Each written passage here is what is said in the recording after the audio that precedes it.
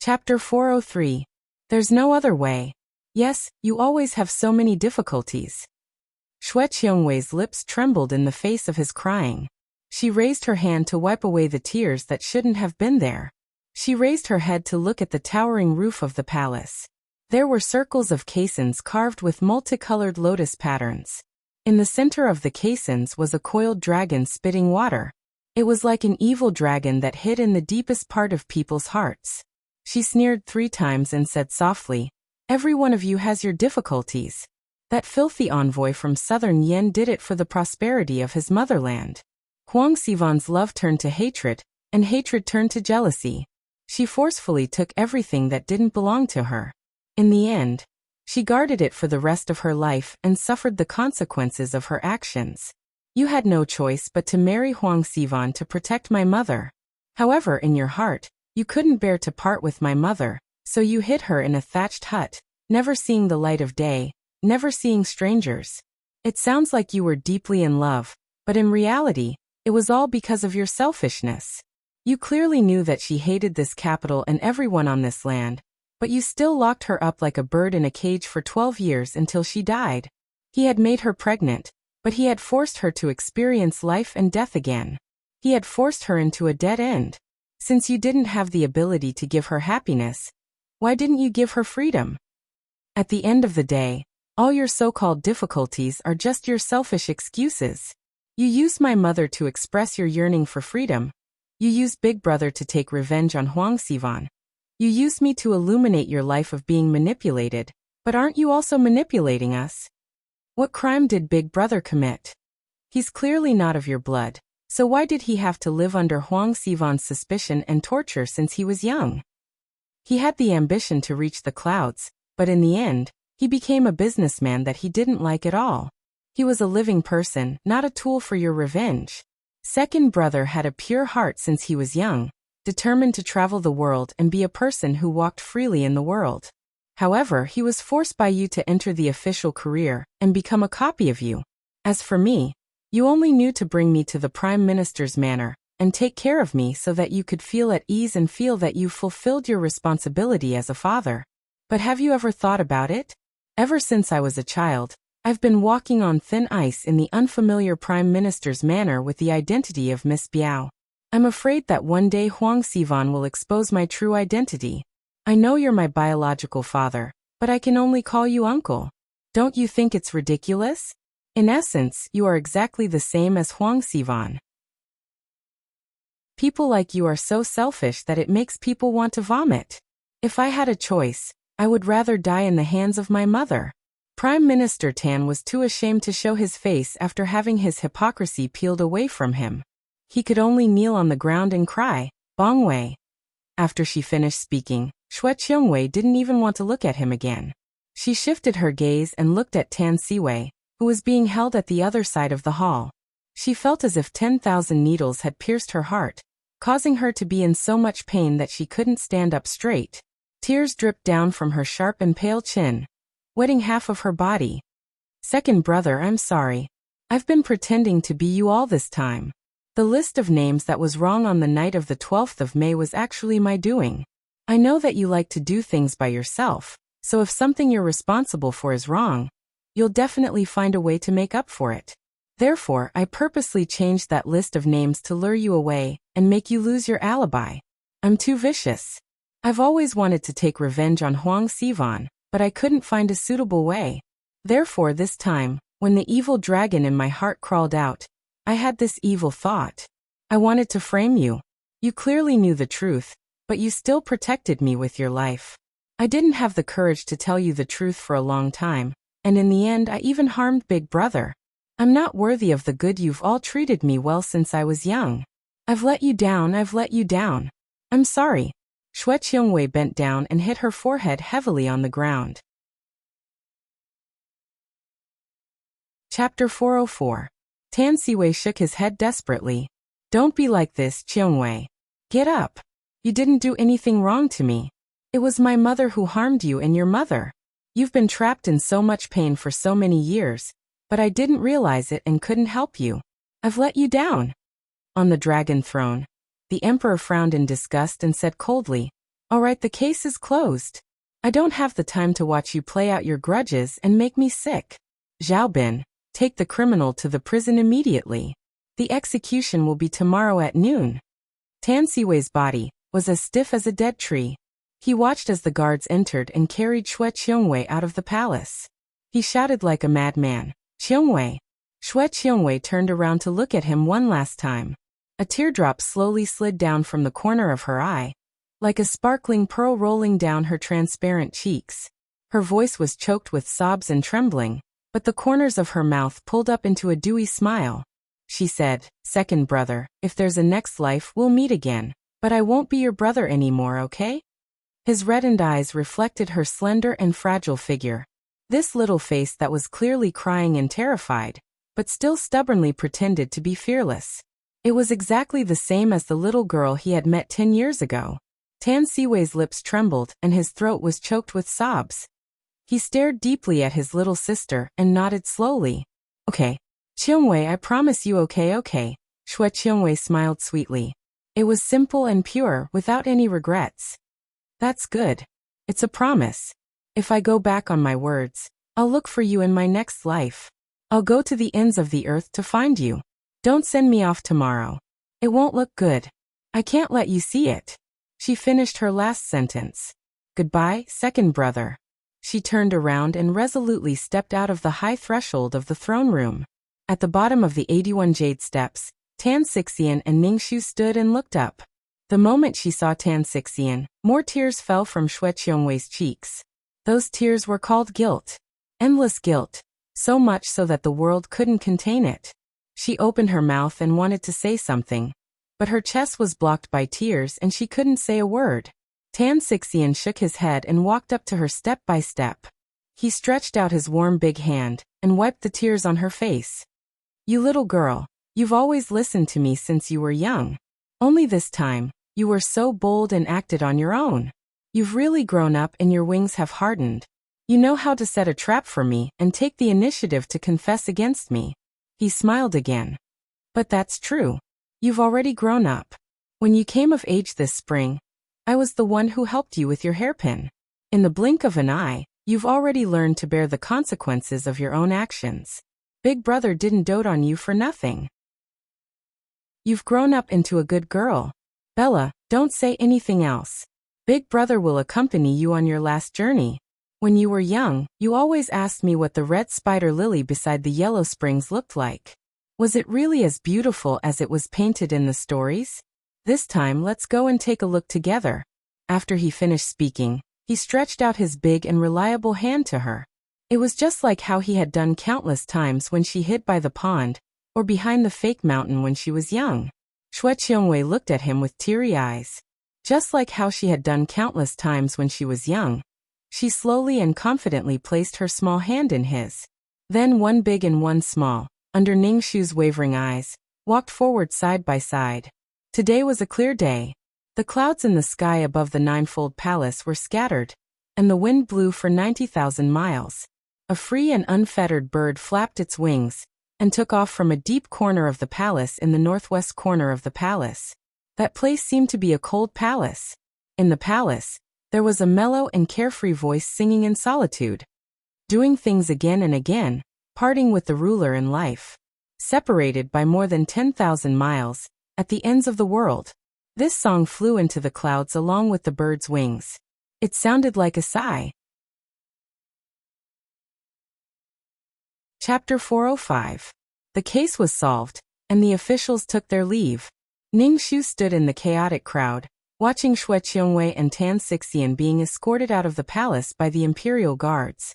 When she brushed past them just now, Xue Qiongwei whispered in her ear, "At first I hated you.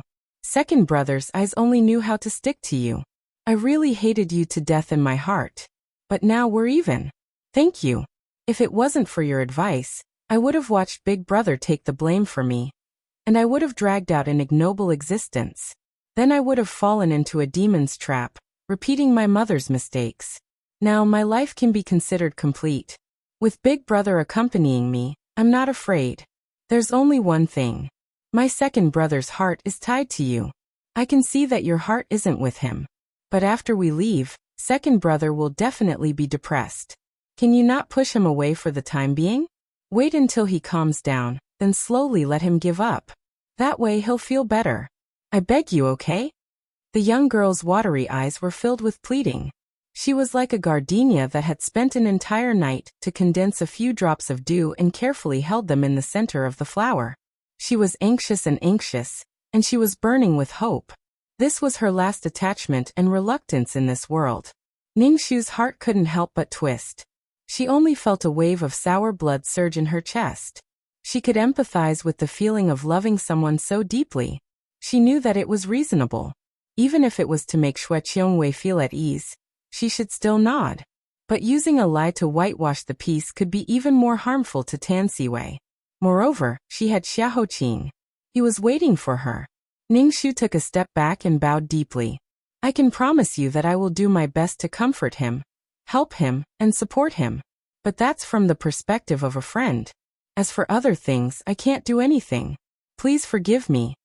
Xue Qiongwei pouted. I knew you wouldn't. You're still as hateful as before. I'm about to die. Can't you even lie to me? Really? After complaining, she waved her hand and said, but forget it. Second brother has a sincere friend like you. It's better than a deceitful woman. Ningshu, I'll leave my second brother to you. I'll repay your kindness in my next life. Let's part ways here. Take care of yourselves. Take care of yourselves. For the last time, the two of them looked at each other tacitly and smiled. This case that had alarmed both countries and affected millions of people in the capital had finally come to an end. The Prime Minister manor had lost a life to the Southern Yan Kingdom, and lost a life to the loyal and courageous Zhu family. Prime Minister Tan, because he had shielded Xue Hongyi 23 years ago and had not been strict with his son, had stepped down from his position as Prime Minister and asked to be removed from his post. At noon the next day, Tan Siwei brought his brother and sister home with tears in his eyes and buried them in the Xue family's ancestral grave. Prime Minister Tan stood in front of Xue Hongyi's memorial tablet for a long time. Then he turned around and walked into the peaceful place of Buddhism. As for Ningshu, after the case was solved, she did not go anywhere. She returned to the manor and slept until the bright moon dimmed. The sky was pale green, and the sunlight was bright. She opened her eyes and casually stuffed a few pastries into her mouth.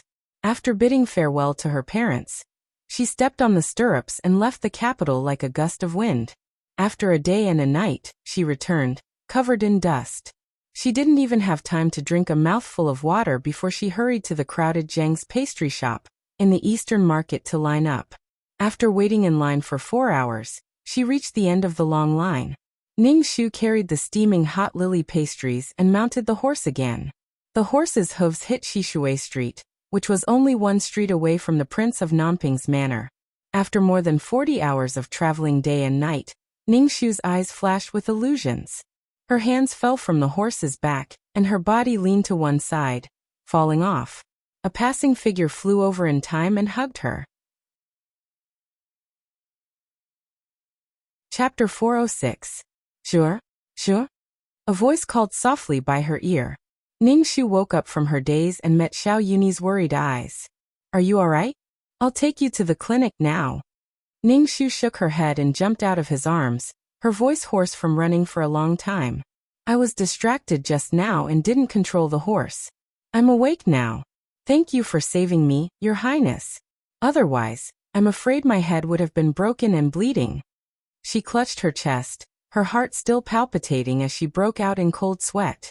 If she had really fallen just now, the injury would have been small, but the disfigurement would have been a big deal. You have to take good care of my pretty face. It's good that you're all right. Xiao Yuni saw her subconsciously covering her face and smiled, holding her waist to help her steady herself. The waist under his hand was so thin and soft that when he held it, it was like there was endless magic that made him reluctant to let go. Xiao Yuni's eyes darkened, a warm feeling in his heart surging. He tried his best to suppress the surging heat and joked casually. Sure, I still remember that you still owe me a meal. Today, I saved you again. Now that the case is solved, shouldn't you honor that meal? Ningshu hit her head, remembering that night when Xiao Yuni helped her and escorted her. She did promise him this. She said with a red face, "Your Highness, don't worry. It's just a meal, I won't go back on my words. But I still have something important to do now. When it's done, I'll personally go to your Highness's residence to send an invitation card and invite you sincerely." Xiao Yuni raised an eyebrow. "There's no need for an invitation. I think it's better to do it now than today. As for the important thing you said, is there anything more important than repaying me for saving your life? I remember that you especially like Little Uncle's Chasing Clouds and Moon Chasing Restaurant. I specially asked Little Uncle to leave a private room for me these few days. It's time for dinner now, so why don't we go and come back early?" If it was the previous Xiao Yuni, Ning Shu still had ways to deal with him. But he had changed his temperament and was like a ball of cotton, not having any reaction when she punched him. And this ball of cotton was surprisingly soft, welcoming her with a warm face, making her too embarrassed to even punch him. Ning Shu immediately possessed by official Feng, saying bitterly in her heart, Aya, what should I do?" Just as she was in a dilemma, she heard two familiar suppressed coughs behind her. Her heart swayed uncontrollably, and her eyes trembled slightly. She immediately turned around and looked at the end of the road. Behind the hurried figures, there was a tall and straight figure that resembled an immortal. The tip of Ning Shu's nose tingled, but her face and heart were filled with endless joy. Xiaoqing. It really was him, Xiaoqing. They had not seen each other for only 32 hours, but it felt like a lifetime. After that serious injury, his jade-like face was even paler than before, so pale that it was almost transparent. It made him look fragile and made people want to protect him. But the aura he exuded was like a snow-white mountain that had been standing for thousands of years. No matter how the wind cut it, he would shine and never collapse. With the help of Huiyemo, Xiaoqing slowly took a few steps forward and said calmly, "Your Highness, since she doesn't want to go now, you don't have to force her." Xiao Yuni's eyes moved slightly and he smiled. It said that the Xiahou family's young master had met with a mishap and his life was uncertain. It's really worrying. I didn't expect the young master to be blessed by God and survive this disaster safely. It's really worth celebrating. Thank you for your concern, Your Highness. I'm still not feeling well, so I won't accompany you any longer. Xiaoqing said politely, and then coughed a few times. He waved at Ning Shu and said, "Come to me." With just a few simple words he called her over, and she walked towards him. As the waist in his hand left, a deep and complicated expression appeared on Xiao Yuni's face. He rubbed his empty fingers and slowly put them behind his back. Ning Shu carefully walked towards Xiaoqing step by step. When she was in front of him, she took out the tightly wrapped oiled paper package from her chest. She carefully opened it and took a piece from inside and sent it to Xiaoqing's mouth. "I said that I would bring you shortbread. This is my favorite lily-flavored shortbread. Here it's for you." Under her expectant gaze, Xiaoqing opened his mouth and took a small bite. "How is it? Is it delicious?" Ning Shu looked up at his face, her eyes filled with him and the sun. Although he couldn't taste anything, Xiaoqing still gave her face and tasted it carefully. When he finished the shortbread in her hand, he said softly, "It's very delicious. Try it if you don't believe me." Ning Shu smiled and lowered her head, preparing to take a piece for herself. A slender and slightly cold hand reached out and accurately pinched her chin. Before she could react to what was going on, the devastatingly beautiful face in front of her had already closed in on her and enlarged. A pair of slightly sweet lips that had just eaten the desserts had already gently pressed against her lips like the wings of a butterfly. Chapter 407. The last time their lips touched was when he was in danger in the underground palace. In a moment of desperation, she used her lips to transfer air and pulled him back from the gates of hell. At that time, she was so anxious that all her actions were based on instinct. She didn't care about the etiquette between men and women, and he was in a deep coma, so she didn't have any ambiguous feelings. But this time was different. The afternoon sun fell on their bodies like a fishing net. Around them was Shishui Street, one of the busiest streets in the capital. Every day, thousands of pedestrians and carriages would pass by here.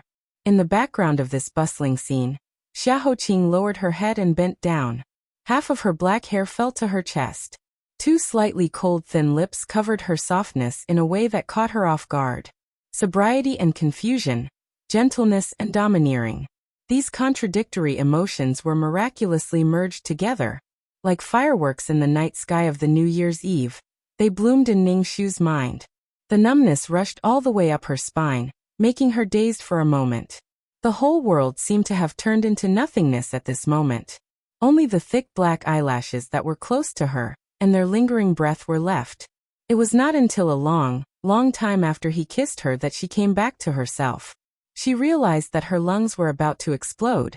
Because of the sudden attack just now, she had forgotten to breathe. Feeling her shyness and panic, he curled his lips and gently scratched her chin with his finger. He asked, "Is it sweet?" Ningshu was half intoxicated. Her whole body was as light as a feather, as if she was flying in the clouds. Her cheeks were stained with smoke, and her eyes were dazzled. She evaded his gaze and said, It's okay. This dessert shop is an old brand in the capital. The flavor is naturally excellent." Xiaoqing let out a chuckle. His voice was low and soft.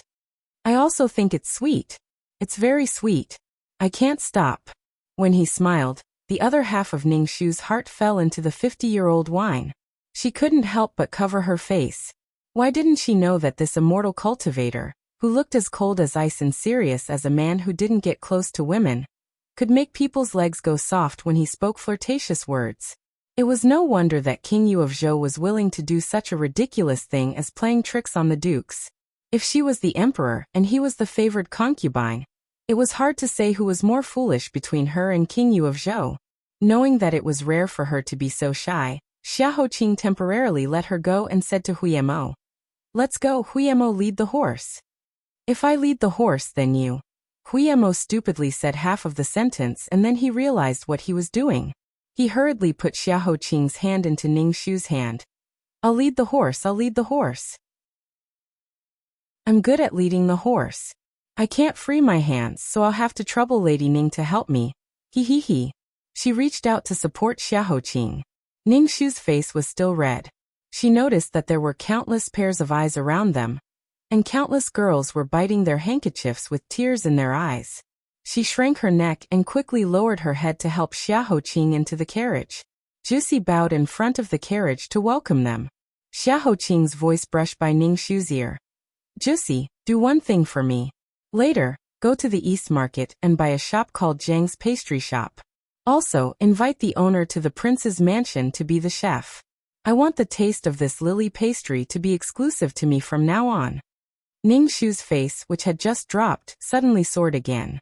Fortunately, the curtain of the carriage was closed in time, blocking countless fanciful eyes. The curious passers-by looked for a long time and whispered, "Just now, that was Xiaoqing, the heir of Prince Nanping, right? Seems like it, seems like it. That posture, that demeanor, and the same disease in his eyes, who else could it be but him? Then who is the girl close to him? Duke Ningshu. The last time she got married, she was slapped out by Madame Yun. I watched at the door and watched her carry the dowry back to the prince's mansion. There's no one else with such a foxy appearance. Didn't she just get engaged to the second son of the Tan family?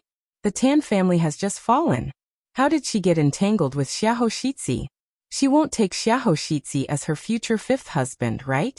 TSK. Look at this energy, this physical strength. She really deserves to be called the #1 jinx of our great Yu. Being Ningshu's husband is simply the same as courting death. Look at the previous 3, none of them had a good ending. The news of the 4th Tan Xiaoqing's engagement spread less than 2 days ago, and the entire Tan family was implicated in the case of the sudden death of an envoy. They lost their official positions, lost their reputations, and lost their lives. Scary, too scary. Her power is even fiercer than gunpowder.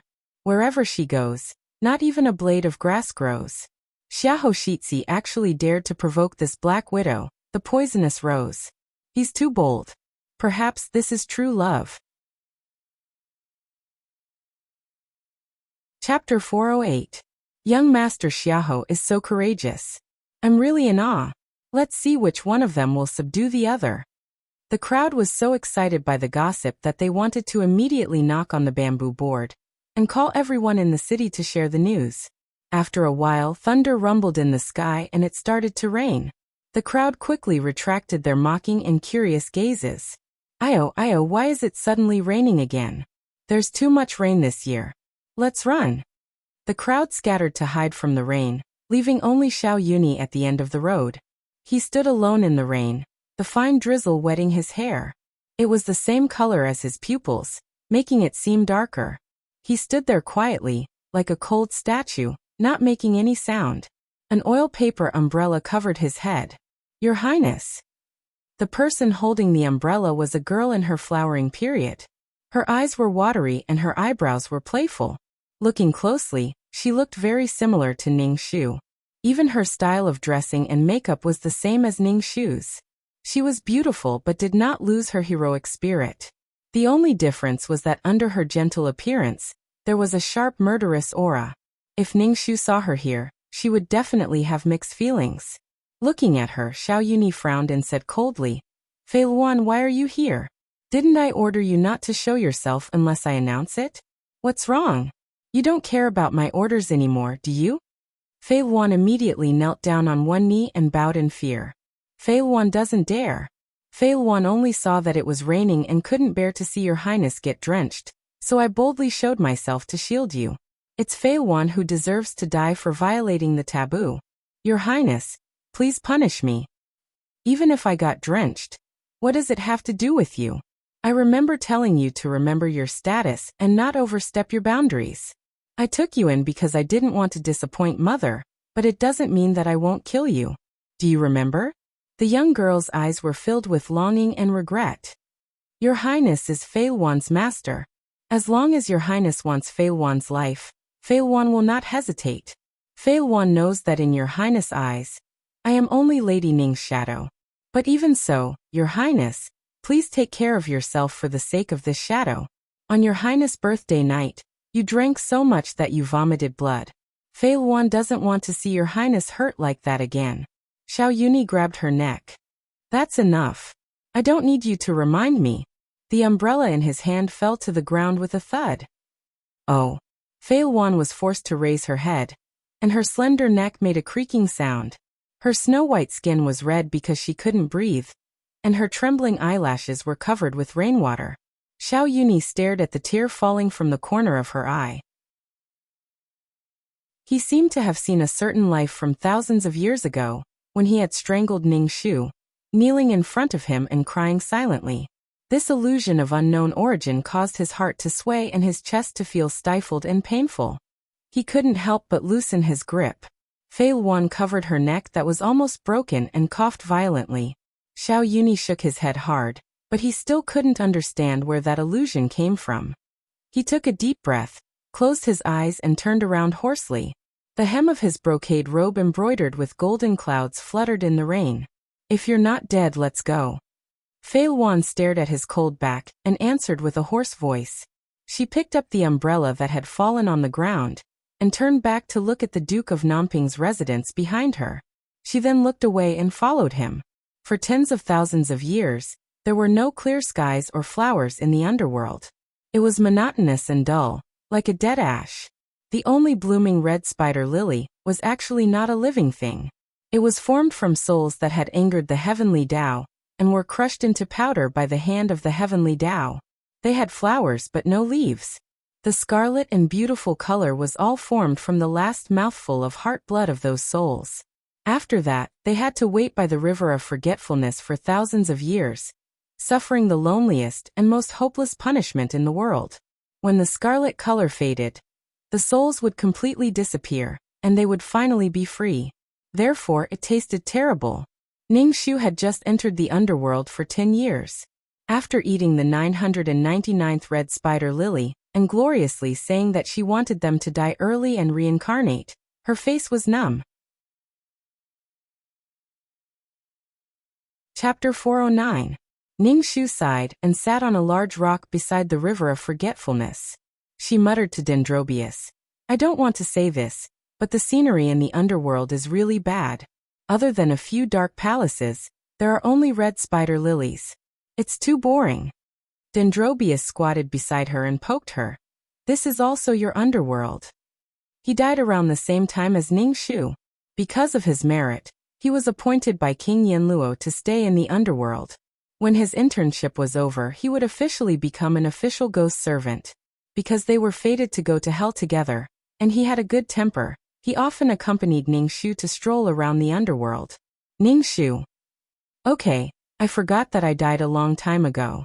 So other than black and red, are there any other colors here? Dendrobius said. Yes, look at that white bone ghost over there. His body is pale, just like my claw. But his body is richer. The yellow moving things on his body look like corpse worms. They're so cute. Ningxu had her reservations about his unusual beauty. Other than black, red, pale and this cute yellow color, are there any other places in the underworld that are more pleasing to the eye? It's best if there's something lively. Looking at these boring things all day long, I feel like my soul is going to scatter. Let me think about it. Ah, I remember, there is. It's in the small garden behind King Chujiang's palace. It's the only living thing in the underworld, and it's also the only immortal herb. I heard that King Chujiang brought it into the underworld when he was still a deity. It has its own immortal aura and can even glow. It's very beautiful. The scenery in the garden was also created by King Chujiang according to the heavenly palace. It's beautiful and there's no other place in the underworld that's more beautiful and elegant than that. However, you better not go. I heard that King Chujiang has a bad temper. He doesn't even smile in front of King Yanluo. No one in the underworld dares to provoke him. Where are you going? Come back quickly. It'll be terrible if he catches you. If you really get caught by him, please don't say that I instigated it. Great Aunt, I beg you. Dendrobium's shouts were still echoing behind her. Grand Aunt Ningxu had already drifted to the surroundings of King Chujiang's palace. She avoided the patrolling ghost envoys, then turned into a small gray stone and rolled herself into the heavenly palace of the underworld, that was rumored to have immortal herbs growing there. It had to be said that His Highness King Chujiang, who was said to be the #1 beauty in the netherworld, had a sense of beauty that could crush all ghosts. There were pavilions and towers in the garden, and clear spring water flowed down from them. Rootless lotuses in the lotus pond swayed along with the ripples of the water, and there seemed to be the faint sound of music by their ears. It was clearly a ghostly realm where the sun could not be seen, but it made people feel as if they were in a fairyland. There were a few snow-white furballs bouncing around in the grass beside the lotus pond. Ningxu reached out her hand to touch them, and she felt an illusion. She continued to walk towards the depths of the garden. Suddenly, she saw a rainbow-colored brilliance shooting out from a pot of flowers and plants. When she saw it, Ningxu was captivated. She thought that this should be the pot of immortal herb that was famous in the ghostly realm. The spiritual energy that assailed her nose, as well as the aura of life, made any ghost that had stayed in the underworld for a long time feel an unbearable itch. I want it. She was endlessly greedy. She reached out her hand to touch it, but she did not notice that there was a downy bird that was resting on top of the immortal herb. That downy bird that woke up extended its beak and pecked her. Yeah, where did this bird's temper come from? It looks quite cute. King Chujiang's place really lives up to its reputation. I didn't expect that other than the immortal herb, he also raised an immortal bird. He really knows how to enjoy life. Rotten. The bird stared at her, and she stared at the bird. What are you looking at? I'm praising you for being cute. I haven't settled the score with you for pecking me just now. Why don't you come with me? Haha, don't worry. I, Ningxu, am the best at taking care of people. If you follow me, I'll definitely let you eat and drink well. Let's go. That bird did not expect her to be so daring. It was caught by her for a moment, carefully holding it in the palm of her hand. Ningxu was extremely fond of it. She kept stroking its soft little head. Is it comfortable? Is it comfortable? So obedient. Little fellow, you look like this. Are you male or female? Let me examine you. Exclamation point. The downy bird that was originally enjoying itself in Ningxu's palm suddenly struggled with all its might. Ningxu hurriedly said, Are you shy? All right. I won't look. I'm just teasing you. I didn't expect you to really be a spiritual bird. You can understand everything I say. Moreover, I don't understand you birds. Hee hee hee. The downy bird cast a sidelong glance at her, but it seemed to be reluctant to part with her gentle touch. It was difficult not to argue with her. Ning Shu stroked its soft and slippery feathers for a while. She was addicted to touching it. To be honest, you're lonely here alone. Your master is busy all day and has no time to accompany you. Why don't you recognize me as your new master? If you don't want to hurry up and say something. You don't want to say anything? Then I'll take it that you agree. Ha ha ha, come little darling, give your new master a kiss. Seeing Ning Shu's lips getting closer and closer, the downy bird's little body stiffened and immediately struggled with all its might. Ning Shu saw that it was funny. When its little head moved to the left, she chased to the left. When its little head moved to the right, she chased to the right. She forced it to the brink of collapse. Ning Shu only saw a burst of light in front of her eyes. The downy bird in her hand quickly expanded, and then turned into a tall and majestic figure in a purple gold-black robe. He broke free from her hands and retreated. The figure's face was immersed in a black fog. Only a pair of eyes stared coldly at her from behind the black fog. Ning Shu, how dare you offend me? You deserve to die. Chapter 410. The consequence of offending King Chujiang and tarnishing his innocence was to be hung upside down at the entrance of Fengdu for a month and banned from getting close to King Chujiang's hall for 100 years.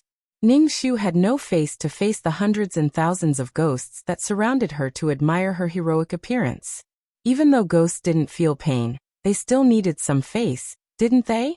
Luckily, her psychological quality was excellent, so she got used to it quickly. Headless Ghost carefully held his head and squeezed out from the crowd of ghosts to ask curiously, I heard you kissed the legendary #1 beauty of Yudu. Is that true? Is that true? How did you do it? How powerful? Ning Shu said lazily, so it's nothing worth mentioning. Painted Skin Ghost grabbed a brush and dabbed it on Headless Ghost's bloody neck to touch up her makeup. Then did you see how that highness looked like? How did she look? I've stayed in the netherworld for almost 30 years and still haven't seen the true face of that highness. If I still can't see her, I won't have any interest in reincarnating. Ning Shu made things up. She looks alright. 2 eyes, a nose, and a mouth. However, every part of her body is more well-rounded than ordinary gods and ghosts. Long eyelashes like fans, skin like congealed jade and smooth to the touch. She seems cold yet not cold, but she has eyes full of emotions. She's magnificent and elegant. That's about it. All the ghosts drooled and swarmed over. What else? What else? Be more specific. Ning Shu's eyes that were like black mercury rolled around, and she laughed. Hee hee, you want to know? How about this, Painted Skin sister? I'll tell you. Please help me draw it. Those who want to buy, come and queue up. The price is fair, 3 underworld coins for 1 painting. When King Chujiang accompanied Emperor Fengdu to patrol the netherworld, they saw such a scene at the entrance of Fengdu. A snake-tailed queue stretched out half the street, and people were all rushing to buy the freshly made painting of the #1 beauty of Yudu. The Emperor of Fengdu cast a spell to conjure a picture, and immediately laughed. Although I don't dare to compliment her painting skills, if you look carefully, her facial features are indeed somewhat similar to yours. It's just that her feminine aura is slightly heavier. Could it be that she really saw your true appearance? King Chujiang, who was immersed in the black mist, didn't make a sound, but the murderous black mist around him visibly thickened. The great emperor admired the beauty for a while. He then pointed at the little fat bird on the beauty's shoulder and said, there is also a fluffy bird next to it. It is so chubby and cute. The black fog was so thick that it could freeze a ghost to death. On the other side of the room, Ning Shu didn't know that the second party had already arrived and was watching. She was still happily selling her paintings to earn money, while continuing to fabricate nonsense to attract more customers. Actually, it was His Highness King Chujiang who took the initiative to throw himself at me. I was in the garden admiring the flowers and reminiscing about the past. Suddenly, a purple gold shadow appeared and lifted my chin. He said to me, such a beautiful woman, Why are you wallowing in self-pity and silently shedding tears? Let me console you. The other ghosts were suspicious. Are you bragging? King Chujiang is famous in the three realms for not getting close to women. How could he take the initiative to seduce you? Also, if he took the initiative to kiss you, why would he still hang you upside down here? After 1,000 years, even the coldest stone will have a time when it craves warmth. Moreover, look at this young lady's beauty. Could it be that this young lady's beauty is not worth his attention? As for hanging me upside down here, you are ignorant and inexperienced. Don't you know that beating is affection and scolding is love? If you love deeply, you will kick me. His Highness King Chujiang is using a different method. He hopes that I will remember him deep in my heart. A cold voice appeared behind her. Is that so? Ningshu didn't even think about it. Of course. She raised her head and suddenly saw the ghosts fall silent. They all retreated 70 to 80 feet in unison. Ningshu then realized something and turned her head stiffly. She saw that slender and familiar figure in a purple gold-black robe that was silent and murderous. Chapter 411. Who would have thought that after being mistaken for a bird and almost kissed by mistake, the person who was so angry that he didn't allow her to step within 5 li of King Chujiang's palace for 100 years would actually take the initiative to steal her beauty on the street one day? Ningshu woke up from her sleep, but there was still a smile on her lips. Older sister, what's wrong? Jier's clear and curious voice came from beside her ear. Ningshu returned to her senses. Nothing, what's wrong? Since I came in to see you, you've been smiling, and your smile is very strange, just like... Ji tilted his head and deliberated for a long time before finding the right words. Just like you ate something especially delicious, and your face is also red. Older sister, are you sick? My face is also red like this when I catch a cold. Older sister, don't move, Ji, or we'll call a doctor for you right now. Jier strode with his short legs and was about to run away worriedly. Ningshu hurriedly pulled his soft little body back, her cheeks slightly hot. She cleared her throat and stood up. It's really nothing, I just dreamed of some interesting things from my childhood. Ji blinked his eyes. What interesting things? It's about when you were 1 year old. Father prepared a large pile of ornaments for you, and even specially placed his favorite inkstone in front of you. In the end, you poured urine all over it. That's right, that time. The last person you caught was Prince Zhuang's family's little princess, because she was the most beautiful. Older sister, you're too bad. We've already made a pinky promise, you can't talk about going out. If you're like this, I don't want to give you snowbean paste anymore. Gee.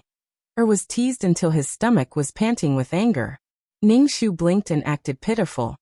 All right, it's older sister's fault. Older sister will apologize to you. I'm so hungry, can little Ji bear to see older sister starve to death? Ji pouted and angrily looked at her for a long time, but in the end he gave in. All right, I'll give it to you.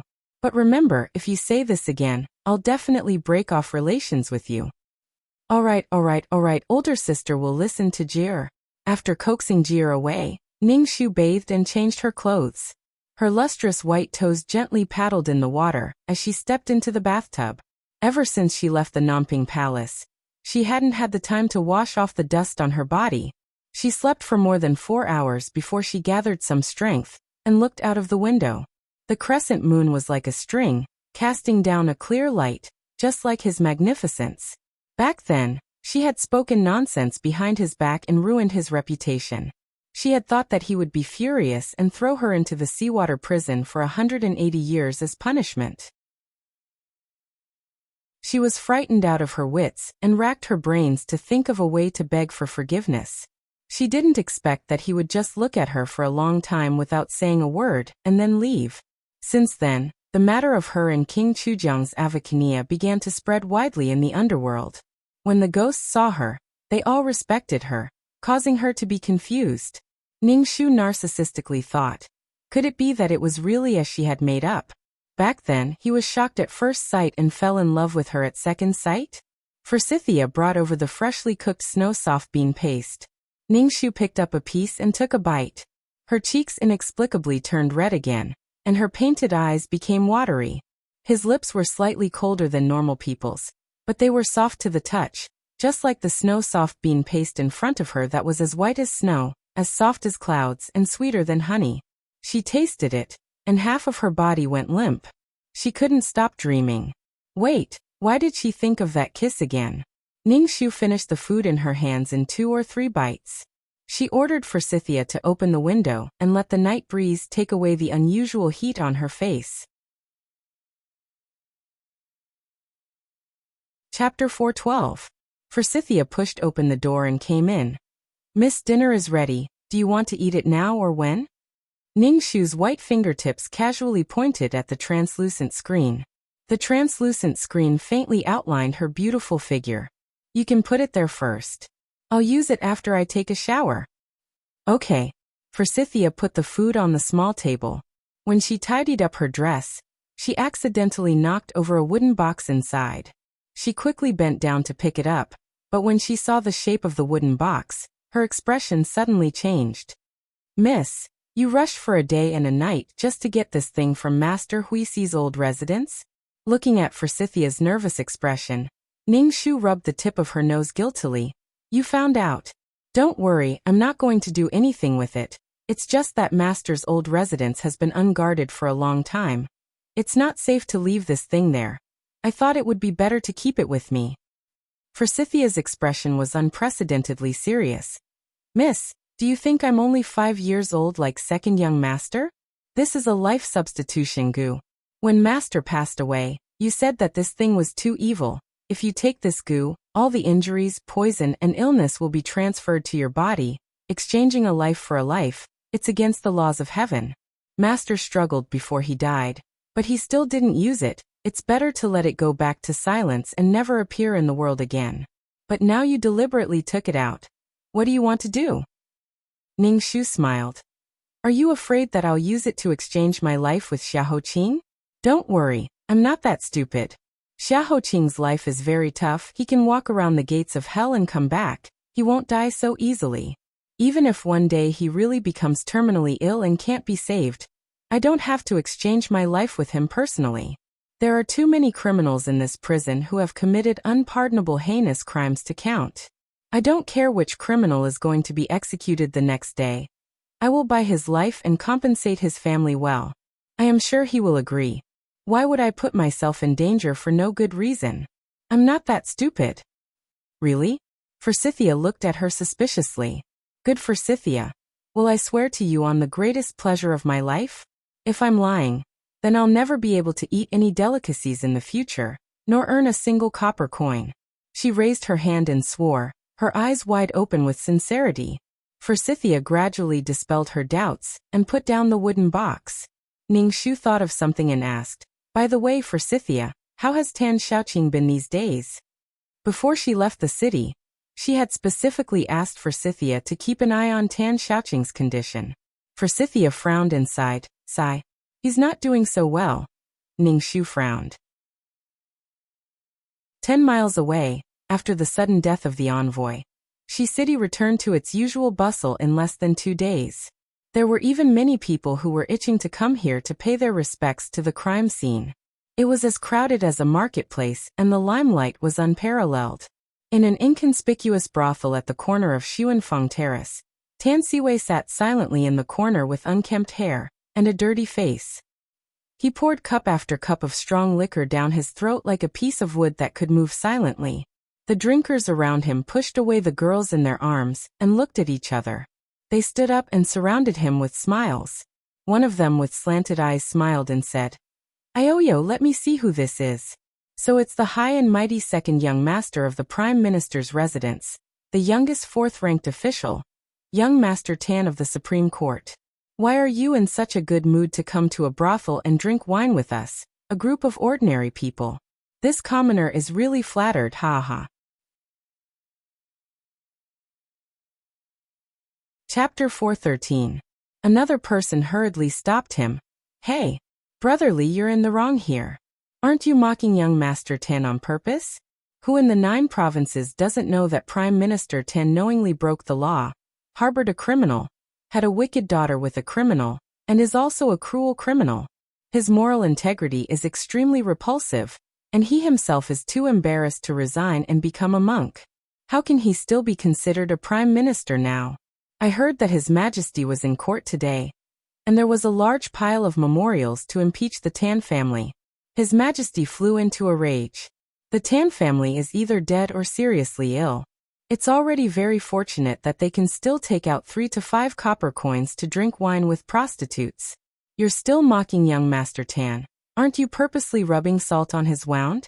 Come, Minister Tan, please don't bicker with this scoundrel. This commoner toasts you with this pot of wine to thank Prime Minister Tan and Minister Tan for the hard work you've done for the people. This person raised his wine cup to toast Tan Siwei, but unexpectedly, his hand shook, and the entire cup of wine spilled on Tan Siwei's head. He pretended to be frightened and said, "Ah, this commoner's hand is extremely clumsy. How could I offend Minister Tan? Let this commoner quickly wipe it for you." This person picked up a piece of cloth and hurriedly wiped Tan Siwei for a while. In the end, the more he wiped, the dirtier it got. He suddenly realized, I was wondering why the more I wiped, the dirtier it got, and the more I wiped, the more smelly it got. Minister Tan, you won't punish this commoner because of this, right? The person next to him said, How could I? Minister Tan is a famous lord under the heavens. Hee, Minister Tan, don't you think so? From the beginning to the end, Tan Siwei was like a piece of wood that did not have any feelings. He sat there quietly, allowing the countless mockery and ridicule to surround him. He did not say a word, and even his eyes could not move. He was like a walking corpse.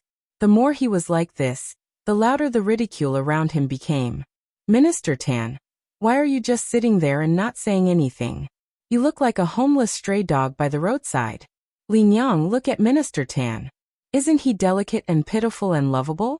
Why don't you sisters take Tan Xiaoqing as a gigolo?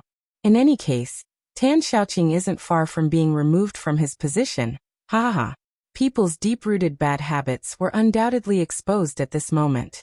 When one person gave the idea, the rest of the motley crew immediately responded. As they spoke, they laughed and pulled Tan Siwei up, straight into the arms of the girls. In the midst of the shoving, a hand reached over and pushed Tan Siwei heavily onto the floor. Tan Siwei lay on the dirty floor as if he was dead. He looked up at the dazzling glass lamp above his head, and the crowd that surrounded him like ghosts, pointing at him and laughing like they wanted to eat him alive. His ears were filled with noise. After a long time, he painfully covered his ears, turned sideways, and curled himself into a ball. Transparent tears flowed out of the corners of his eyes. A drunken middle-aged man staggered over. TSK. You don't look like a court official at all.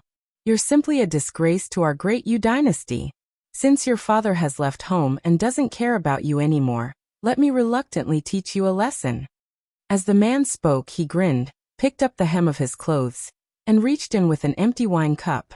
Not long after, amidst the crazed screams and applause of the crowd, the man carried a cup full of urine and walked in front of Tan Siwei. Minister Tan, this commoner will treat you to this cup of wine. You must kindly accept it, ha ha ha. He picked up the cup and was about to pour it over Tan Siwei's head. Suddenly, a leg flew over and kicked him in the chest, causing him to fall to the ground in a sorry state. The cup of wine in his hand splashed right on his face, causing his face to overflow with fragrance. The man was burning with anger. He picked up a chair and climbed up from the ground. Son of a bitch. Which son of a bitch dares to touch your master Zhao? I'll let you leave here alive today. The man nimbly retracted his leg and rubbed it in pain. His lips curled into a bright smile. Don't you know who I am? I'm the legendary Lone Star, the reincarnation of the celestial fox. If you speak to me, bad luck will linger for a month. If you continue to stay in the same room with me, you will most likely die without a burial place. You are Ningxu. Master Zhao, what advice do you have for me? Chapter 414. There was probably no story more terrifying than the two words, Ningxu in the capital. Once they heard her name, most of the people who had been aggressively surrounding her immediately quieted down. This was because her name had spread far and wide. When most of the children in the capital cried and refused to listen, as long as their parents said, If you continue to cause trouble, I'll have Ning Shu take you away. Most of the naughty children would immediately shrink their heads and obey. In addition, she had solved 3 cases in a row. Wherever she went, people would die. Everyone respected and feared her. As expected, the ruffian who called himself Uncle Zhao shrank his neck back. He looked around and saw the dozens of pairs of eyes looking at him. No matter how scared he was, he had to put on a fearless expression. He glared and said, "So what if you're Ning Shu? I don't care who you are. In Shi City, your Uncle Zhao is the law. If you know what's good for you, immediately kowtow to your father and admit your mistake. Then your father will spare your life." Ning Shu blinked her eyes and said with admiration, "Uncle Zhao is so powerful. You actually dare to call yourself the law in the capital. This little girl admires you. But I'm afraid I can't kowtow to you. I, Ning Shu, only worship 3 kinds of people. The first is the elders in my family. The second is the emperor. The third is to worship the dead in the grave. Could it be that Uncle Zhao wants to be the last kind? You little girl, you dare to curse me? I'll beat you to death." Uncle Zhao raised the chair in his hand and angrily threw it at Ning Shu. But before he could get close, a stone had already hit his knee, causing him to fiercely fall flat on his face. The surrounding people immediately burst out in laughter. He lost all his face and was so angry that he went crazy. He shouted loudly as he climbed up and pulled out a knife from his chest to stab at Ning Shu. Zigui appeared and kicked him to the ground. He then forcefully stepped on his back, causing him to cry out like a pig waiting to be slaughtered. Zigui exerted more force and said coldly, "A lowly scoundrel like you actually wants to harm my family's young miss. You don't know the difference between life and death." The severe pain made him sober up halfway. Master Zhao lay on the ground like a dead tortoise that couldn't turn over.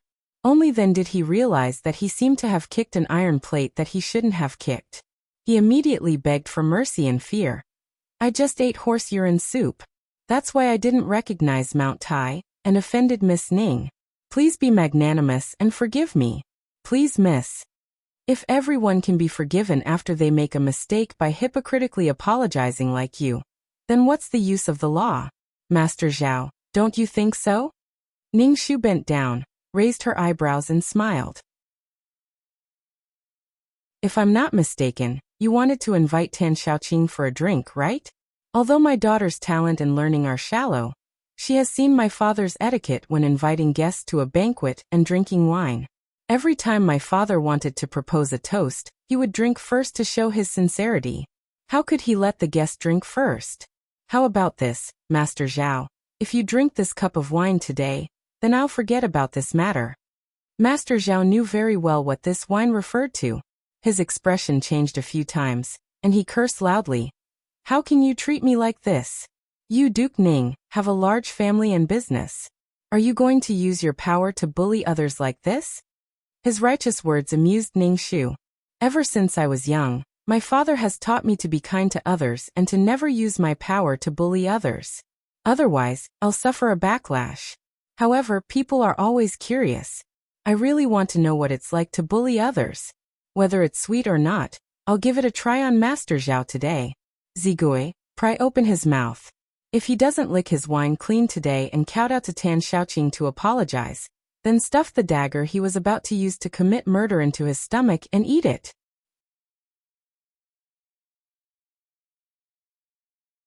Chapter 415. I can't. If I eat this knife, I'll die. I'll definitely die. I'll lick it. I'll lick it all down. Master Zhao finally knew fear. He quickly kowtowed to Tan Siwei like an old dog. Then he endured the stench and lay on the ground, licking the cup of wine that Ning Shu had kicked to the ground. He then wiped the bit of wine that splashed on his face into his mouth. In the end, he couldn't help but vomit. Zigui glared at him in disgust and magnanimously told him to scram. Master Zhao had no face left. He covered his face and ran away in terror. After witnessing Ning Shu's power with their own eyes, no one dared to cause trouble again. They all lowered their heads and stayed far away, not daring to provoke Ning Shu again. Ning Shu looked around indifferently. The bystanders scattered and didn't dare to watch the show. Walking to the drunk Tan Siwei's side, Ning Shu helped him up and said gently, "Tan Siwei, wake up. Let me help you back." Tan Siwei? Tan Siwei opened his red eyes and looked at her in a daze for a while. He broke free from her hand and got up from the ground. He walked back to the table where he had been sitting and grabbed the empty wine pot. Go back for what? Go back where? Apart from a broken mother, where else can I return to in the capital? Tan Siwei's family can be considered to be ruined? Your heart isn't with me, so why are you pretending to care about me? Are you pitying me? I'm not a beggar. Even though I've fallen to this state, I don't care for anyone's pity. Go away. I still want to drink. I haven't had enough. Someone bring me another pot of wine. Don't worry, my house hasn't been raided. I still have money. The tortoise glanced at them and slowly brought over a new pot of wine. Tan Siwei grabbed the wine pot and poured it down his throat. He choked and coughed violently, but he continued to pour it down. Ningshu didn't want to see him humiliate himself like this. She frowned and forcefully snatched the wine from him. Tan Siwei, do you know what you're doing? I know you're heartbroken, and it's hard for you to accept it. But look at you now. Do you still look like you used to? What would Bella think if she were to see you in heaven? How heartbroken would eldest young master be in the underworld? Have you thought about it? Tan Siwei smiled numbly with tears in his eyes. Now I am in the human world, and they are in the netherworld. We are separated by yin and yang. How can I know what they are thinking? They all left, and I was left alone. In the future, when I tried to run away from home with a kite on my back, there would be no one holding a whip and yelling at me to indulge in wild fantasies. There would also be no one who would remind me to change my bandages on time after I broke my leg and sigh at me. Second brother, you mustn't be so reckless in the future. There would also be no one who would sneak into my room at night crying and asking me, Second brother, are you in extreme pain? Can't you share half of the pain with me? Let's all go. From now on, no one will care about me anymore. I'm completely free. How happy. Why don't I drink? I want to get drunk to my heart's content as a celebration. Looking at his extremely sad expression, Ningshu's heart was stabbed. She couldn't help but think of her family and loved ones leaving her one by one. She was the only one left in the world. She also struggled bitterly like this, wishing she could accompany them in death. She pursed her lips, grabbed the wine jug and poured herself a cup. She raised her head and drank it in one gulp. You want to drink? I'll drink with you. You drink yours. I'll drink on behalf of Bella and eldest young master. How much do you want to drink? I'll drink double tonight. She poured the empty wine cup to Tan Siwei and poured 2 more cups in succession. She endured the spiciness of the wine and drank it all down her throat. Tan Siwei watched her in a daze. He watched as she poured herself cup after cup of wine. She looked as if she was going to drink the entire pot of bitter wine for him. Ningshu, you don't have to do this. He reached out to stop her. Ningshu smiled faintly. In my heart, although you and I haven't known each other for long, I've already regarded second young master as a close friend. Moreover, when I parted with Miss Bella for the last time, she didn't have any other worries. The only thing she was worried about was you, so she specifically asked me to take care of you. How can I go back on my words? Tan Xiaoqing, I won't persuade you tonight.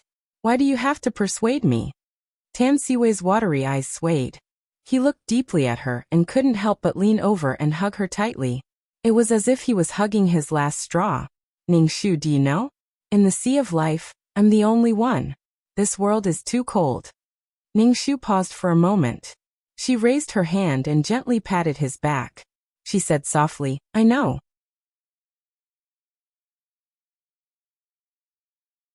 Chapter 416. Tan Siwei stumbled out of the brothel and walked to a corner to vomit out all the alcohol in his stomach. Ningshu stood to the side and handed him a handkerchief worriedly. How are you? Are you okay? I'll ask the shop owner for a bowl of hangover soup for you. No need. I'll be fine after vomiting. Tan Siwei waved his hand to call her back. After vomiting, he leaned against the wall and slowly straightened up. With reddened eyes, he looked at the noisy and laughing crowd and the blurry shadows of the lanterns not far away. From this angle, he was much thinner than before. The round face that used to be his trademark quickly faded, and his chin appeared at a sharp angle.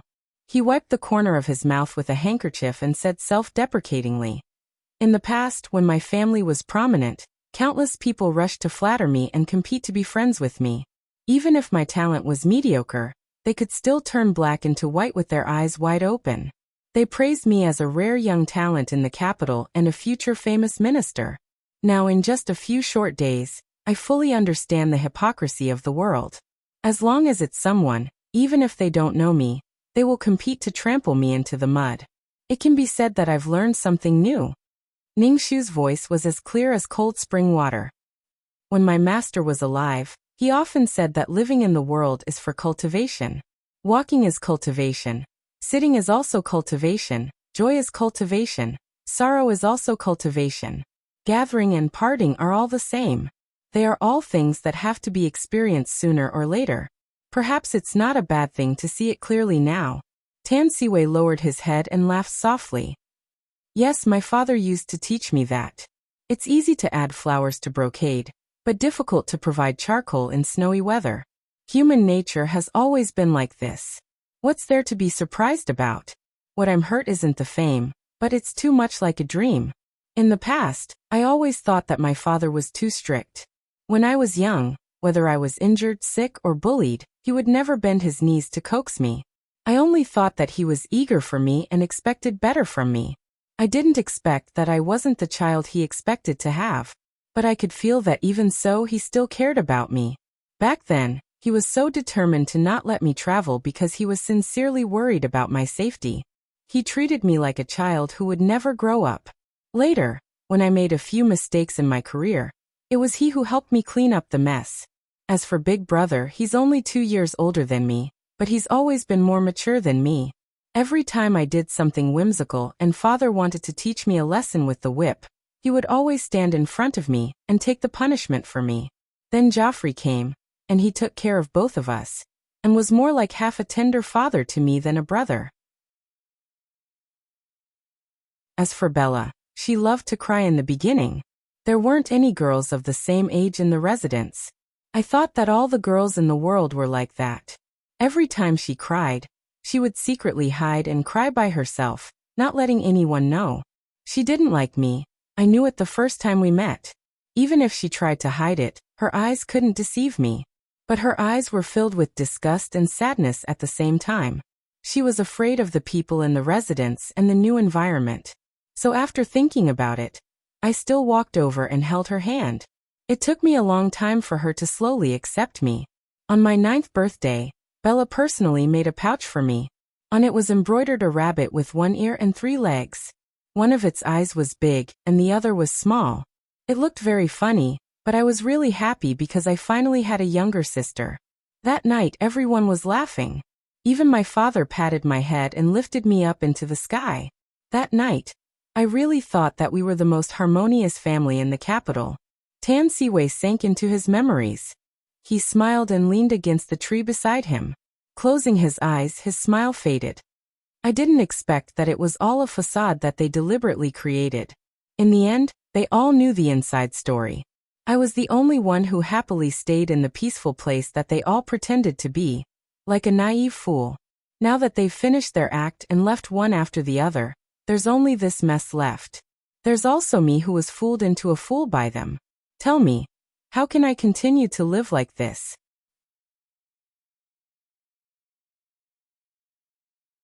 Chapter 417. Ningshu looked at the water stains on his face and slowly said, "How can you be a fool? You are their most important light." Miss Bella came to the capital with a vicious aura and walked into the Prime Minister's residence. She treated everyone as an enemy and was full of fear and vigilance towards everything around her. If she didn't meet you and eldest young master, she might have forever been a hedgehog with only hatred in her heart, curling up her body and dealing with the outside world with thorns all over her body. She might have only been able to secretly hide in a corner and cry, unable to learn how to smile. However, you took the initiative to walk over and hold her hand. No matter how cold she was, you didn't give up on her or ignore her. You're the most important person in her life who didn't turn bad because of hatred. Instead, you're the one who's most important to her. As for eldest young master, in the end he didn't hesitate to commit murder himself. Not only did he want to protect Miss Bella, He also wanted to protect you who fell into the trap. As you said, all these years, he was the one who gave you advice from the side. In his heart, he really dotes on you like a younger brother. As for your father, he went through so many things. He painfully lost his only daughter, and had to bring her back to the Prime Minister's residence in fear, raising her in the name of his niece. However, Miss Bella has always been hostile towards him.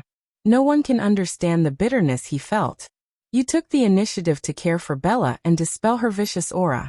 This is the greatest comfort to your father, so he was so happy on your birthday. Admittedly, they have been acting all these years, but it is precisely because they care about you and are afraid that you will find out, that they put in so much effort to maintain the peace and harmony between the family. Tan Siwei raised his eyes and hesitantly said, "Is that really the case? You are just comforting me." Ningshu nodded affirmatively.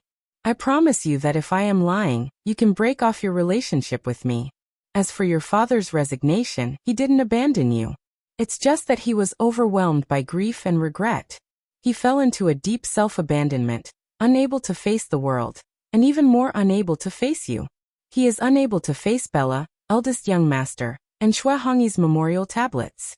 If he doesn't leave, he won't be able to get through this." "Is that so?" Tan Siwei's lips trembled. Ningshu said firmly, "Yes." Tan Siwei raised his head and looked at the clear and bright moon in the transparent blue screen. Unknowingly, something gloomy seemed to slowly dissipate. He let out a long sigh and finally showed his usual gentle and calm smile. "I hope it is as you said." A moment later, he turned around and said, "By the way, there's something I haven't had the chance to tell you. I think it might be something very important to you." "What happened?" "That day I said that Heir Xiaohe was injured by my personal servant. Actually, that's not the case. The truth of that day was that I had seen through Bella's secret, but I was afraid that you would find out, so I secretly investigated and found the straw hut where Xue Hongyi had once lived. It was also the straw hut that my father often went to mourn alone. There, I met a black-clothed person with unknown identity. She knew everything about Bella and used it to threaten me. She wanted me to help her deal with you. Otherwise, she would expose Bella and make her die without a burial place. At that time, I didn't agree, but coincidentally, you just happened to come out from there. Thus, a series of events happened." After learning the unexpected secret, Ningshu's expression immediately became serious. "Did Xiaoqing notice the black-clothed person's gender and characteristics?" Tan Siwei nodded. "Such a person suddenly appeared. At that time, I was very vigilant, so I paid special attention. It was a woman. Judging from her voice and the way she spoke, she was around 30 years old or older. Although she deliberately wore a black mask to hide her identity, her words and actions couldn't hide her body shape.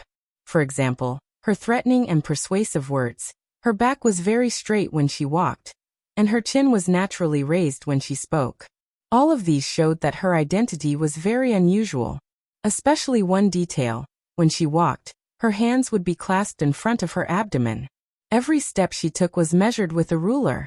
Compared to ordinary madams and misses, she was several times more restrained. I suspect that she is very likely from the palace."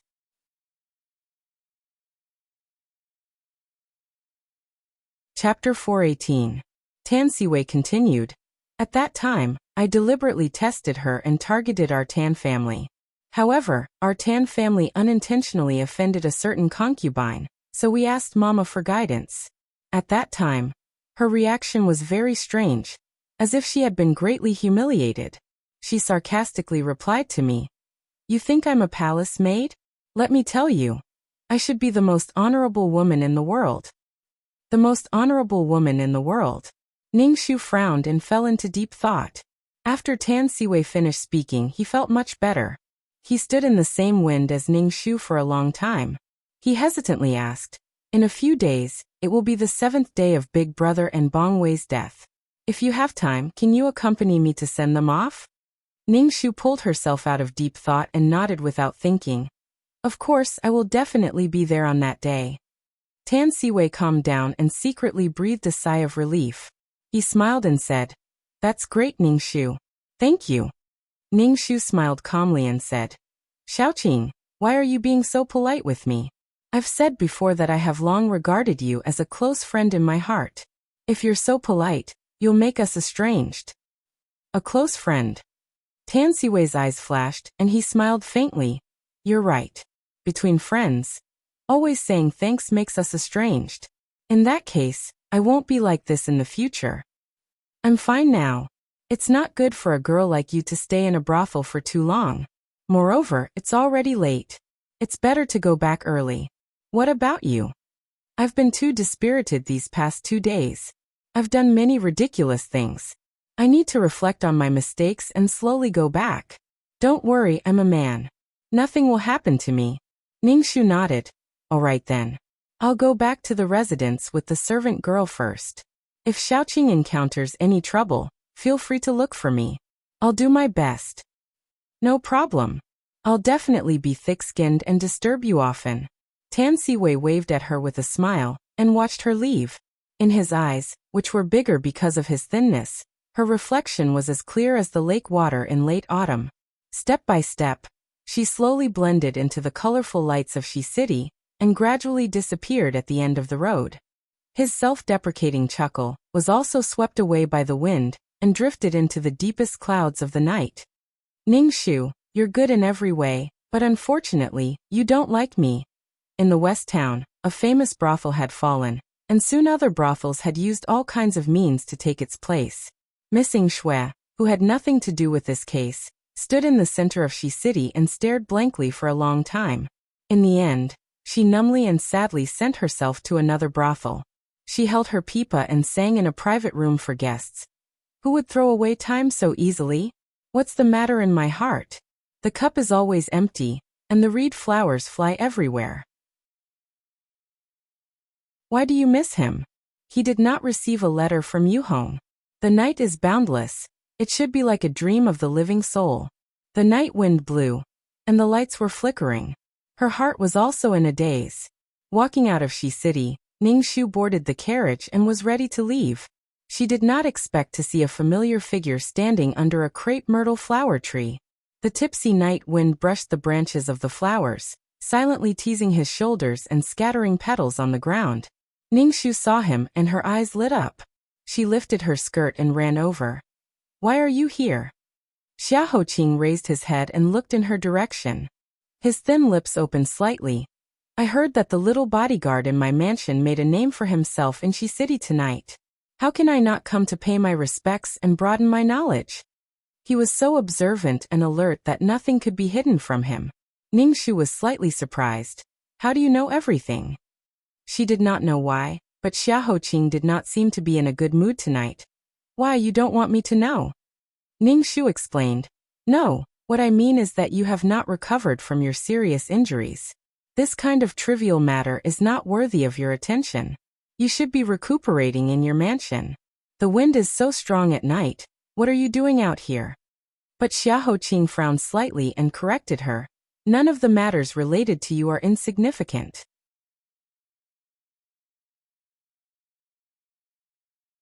Chapter 419. His words made Ningxu's heart melt like a candy painting. She secretly curled her lips and reached out to pick up a flower petal on his shoulder. She said softly, Then how long have you been here? Why didn't you tell me? Xiaoqing used his bamboo cane to test the surroundings. He turned and walked forward.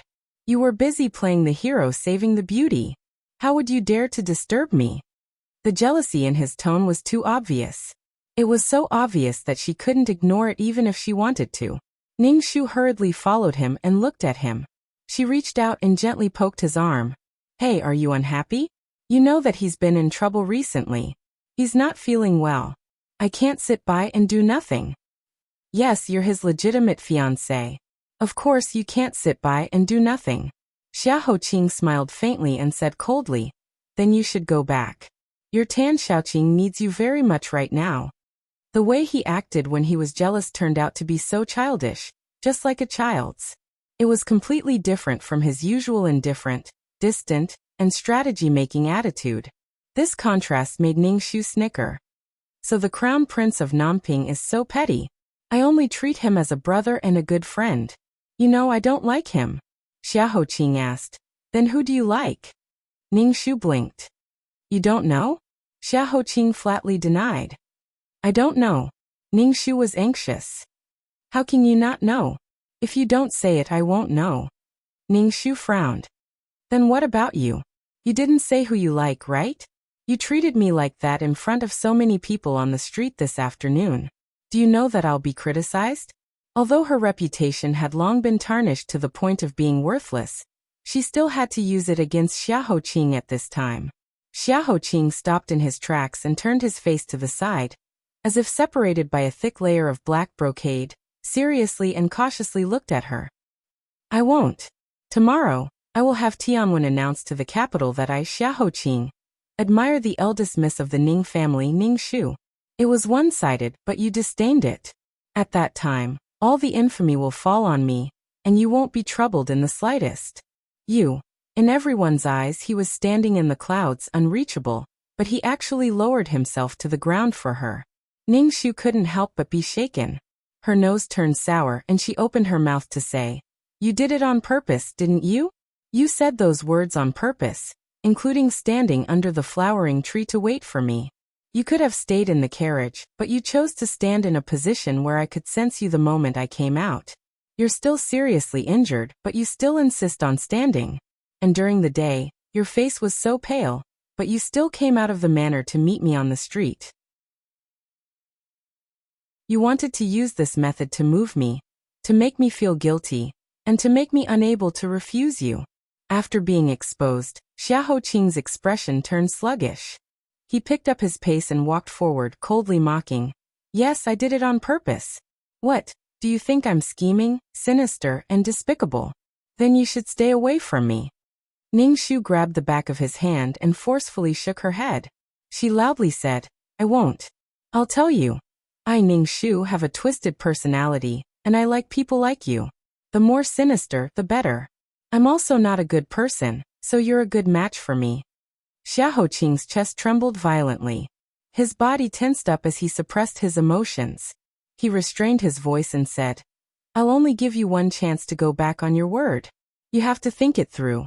If you go back on your word in the future, I won't give you another chance. Ning Shu shook her head, her voice unprecedentedly firm. I used to hesitate, but that day when I was trapped in the underground palace, I thought it through. There are some things that I shouldn't waver. Otherwise, not only will I not be able to benefit from it, I'll be worried and unable to accomplish anything.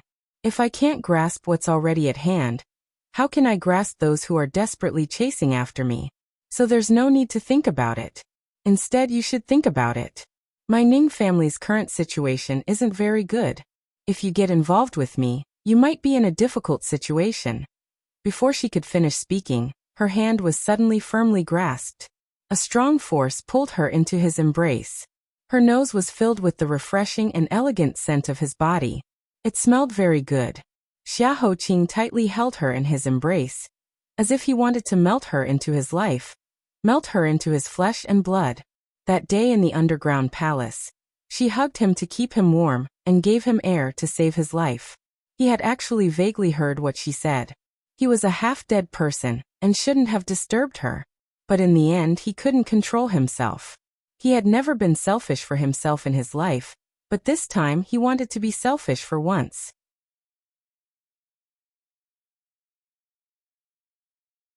Chapter 420. It was indeed the most lively place in the capital city at night. A large number of colorful streamers illuminated the place as if it was daytime, but it was more colorful than daytime, dazzling and blurring. In the evening breeze, the fragrance of crepe myrtle flowers was like a jar of 18-year-old flower wine that was knocked over.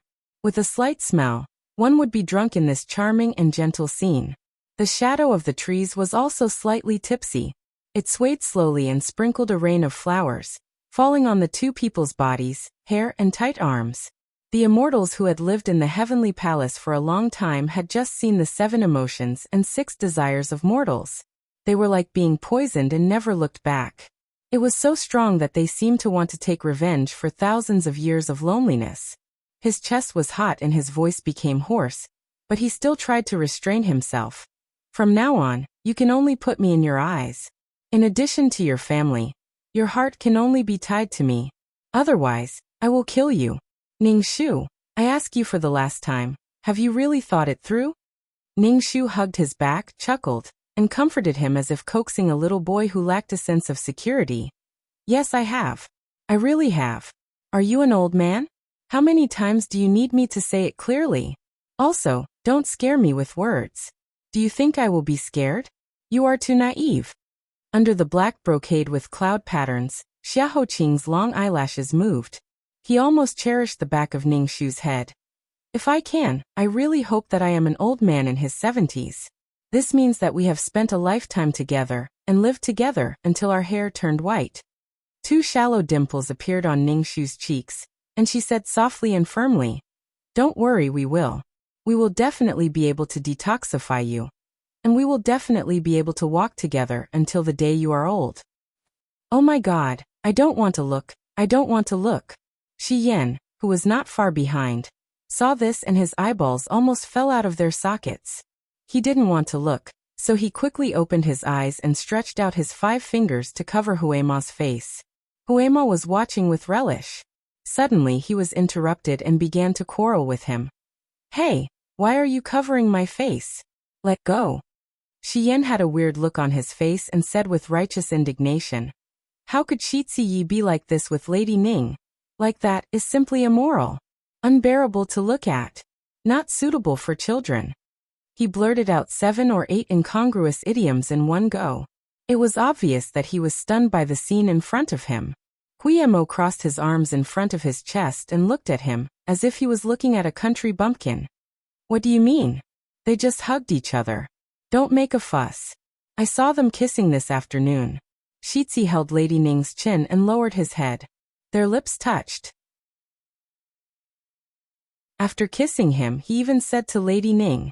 Guillermo bent his 2 thumbs and touched each other. He described vividly and excitedly. Shi Yan looked as if he was struck by lightning. He grabbed his hair in disbelief. What? I am as pure as ice and as pure as jade. Untainted by a single speck of dust. The noble prince of the Chu family. Ah. How could this be? How could he not be clean? Ah, I don't accept it. Ning-shu, let go of my Shitzi. As soon as he called out, his mute acupoint was hit by someone. Zigui held her sword with both hands and raised her eyebrows. She walked out from behind them in disgust. Shut up, you are so noisy. As soon as Shi Yan saw her, his first reaction was to shrink his neck. The second reaction was to quickly raise his head and stick out his chest. He used a questioning sound to protest why she treated him like this. Zigui said coldly, "You are a big man. You are so unreasonable all day long. You might as well be a woman." After saying that, she thought for a while and changed her mind. Forget it. If you are a woman, I am afraid that you will not be able to get married for the rest of your life. You can only go to the temple to be a nun. Being a nun will only disturb the peace of Buddhism. It is better not to commit sins. Shi Yan was so angry that his eyes turned white. He almost fainted. After a while, he remembered that his hands were not restrained, so he unsealed his acupoint. He smiled angrily and approached Zigui. He looked down at her and said, "Ha! You dare to doubt that I am not a man? Have you forgotten who slept with you that night?" These shocking words instantly caused everyone present to be flabbergasted, and their jaws almost dropped to the ground. Zigui's snow-white face turned from white to red and from red to black. She waved her right hand and pulled out her sword and waved it at Shi Yan. "Shut up, you want to die." Seeing this, Shi Yan immediately ran away. He covered his head and ran away. "I forgot that I promised you that I would not say anything about that night. I am sorry. But you forced me to do this. Put down your sword. My mother told me not to hit a woman. Don't treat me as a woman. Let's fight to the death." "Are you not a woman? Your body is soft, and your hair is fragrant." "Ah, I will shut up, I will shut up. That sword is so sharp. Don't cut it." Among the chaos, Huiyamo complained miserably, "Shi Yan, we clearly promised that beautiful women are tigers. We brothers will not marry, and we will eat and play until we are old. Why did you break your promise halfway? You liar, I hate you."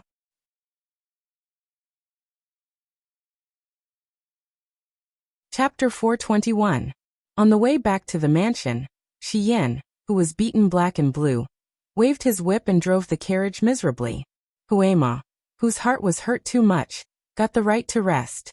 He sat in the carriage and accompanied Ningxu to eat and drink. He peeled a grape and threw it into his mouth comfortably. Isn't the most honorable woman in the world the empress? Is it really the imperial concubine Jiang, who failed to compete with the empress for the crown prince 22 years ago? Ningxu held her cheeks with her hands, pursed her lips and shook her head. According to this logic, it is very likely that it is her. But there are still many things that don't make sense. Everyone knows that imperial concubine Jiang abandoned the cold palace 22 years ago, after she failed to compete for the crown prince. That place is heavily guarded. How can it be so easy to get out? Moreover, she and Qiao Ho have a blood feud. Qiao Ho is ruthless and takes pleasure in torturing her every day. How can he let her go easily? Moreover, the direction of this sentence is too obvious. As long as you know a little about the past, your first reaction will be to associate it with imperial concubine Jiang. That person has worked hard for many years to gather and train confidants everywhere. How can she reveal her identity so easily? It seems too deliberate. Xia Hoqing's face was as smooth as water. But one thing should be right. She is definitely a person in the palace. Maybe she is a concubine in the imperial harem. Or she may be someone who hides deeper, and we can't think of it. I also think so. From Yu Zhao's accident to the fall of imperial concubine Qi, and the old affairs of the Shui family, if she is not a person in the palace, there is no way for her to know all the secrets in it. And there is no way for her to reach so far and stir up so much trouble. And many of the clues we have at present point to the imperial harem. But we still need to think carefully about which one of the 3,000 palaces in the imperial harem she is. Ningxu stretched out her fingers and wrote one by one on the small table. She listed all the suspects in the imperial harem in order, and then screened them. But there were more than 10,000 people in the palace. There were hidden dragons and crouching tigers. None of them were easy to deal with. The person who hid behind the curtain and played with people's hearts in the palm of his hand. Who exactly were you? On a small square table, the surface was dry and wet and dry again. Ningxu had written down all the suspicious names and eliminated them one by one. The names became fewer and fewer until there were only a few left. No longer hearing the sound of Ningxu writing, Xia Hoqing sipped a cup of tea and said as if he could read her mind. You already have a suspect in mind, don't you? Ningxu raised her head, her eyes glimmering with amber light. You also have a guess, don't you? Xia Hoqing's lips curled up slightly. The two of them didn't say a word, but it was as if they had exchanged a few words. Only they knew about this, and no one else could detect it. Hearing this, Uema was confused. The grape in his hand was no longer sweet. He spat out the grape skin angrily and muttered, My two masters, who are you talking about? Can you also take care of us, the ordinary people with mediocre minds? Ningxu patted his shoulder to comfort him. Don't worry. You'll understand as soon as you hear it. The emperor is getting older in recent years. If he takes action at this sensitive time, people can't help but think of that. You mean to seize? Huema almost blurted out. He was afraid that the wall had ears, so he lowered his voice and said weakly, Seize the throne. Ningxu was amused by his cautious demeanor. Today, in the imperial harem, although there are many imperial concubines, their positions can be considered respectable. There are not many who have given birth to imperial children, and have the power to compete for that position. In the past, Consort Ruan was a strong opponent, but she died under the influence of many forces. Consort Qi came from a noble family and gave birth to the fourth prince, but later on, he also went crazy. The third prince is waiting to be beheaded. His mother, Consort Ruan, is not a very capable person. The seventh prince Xiao Yunsen is unrestrained and unrestrained, but he has the temperament of Prince Ke. His mother's family, concubine Zhou, is low-key and introverted. She eats vegetarian food and chants to Buddha all year round.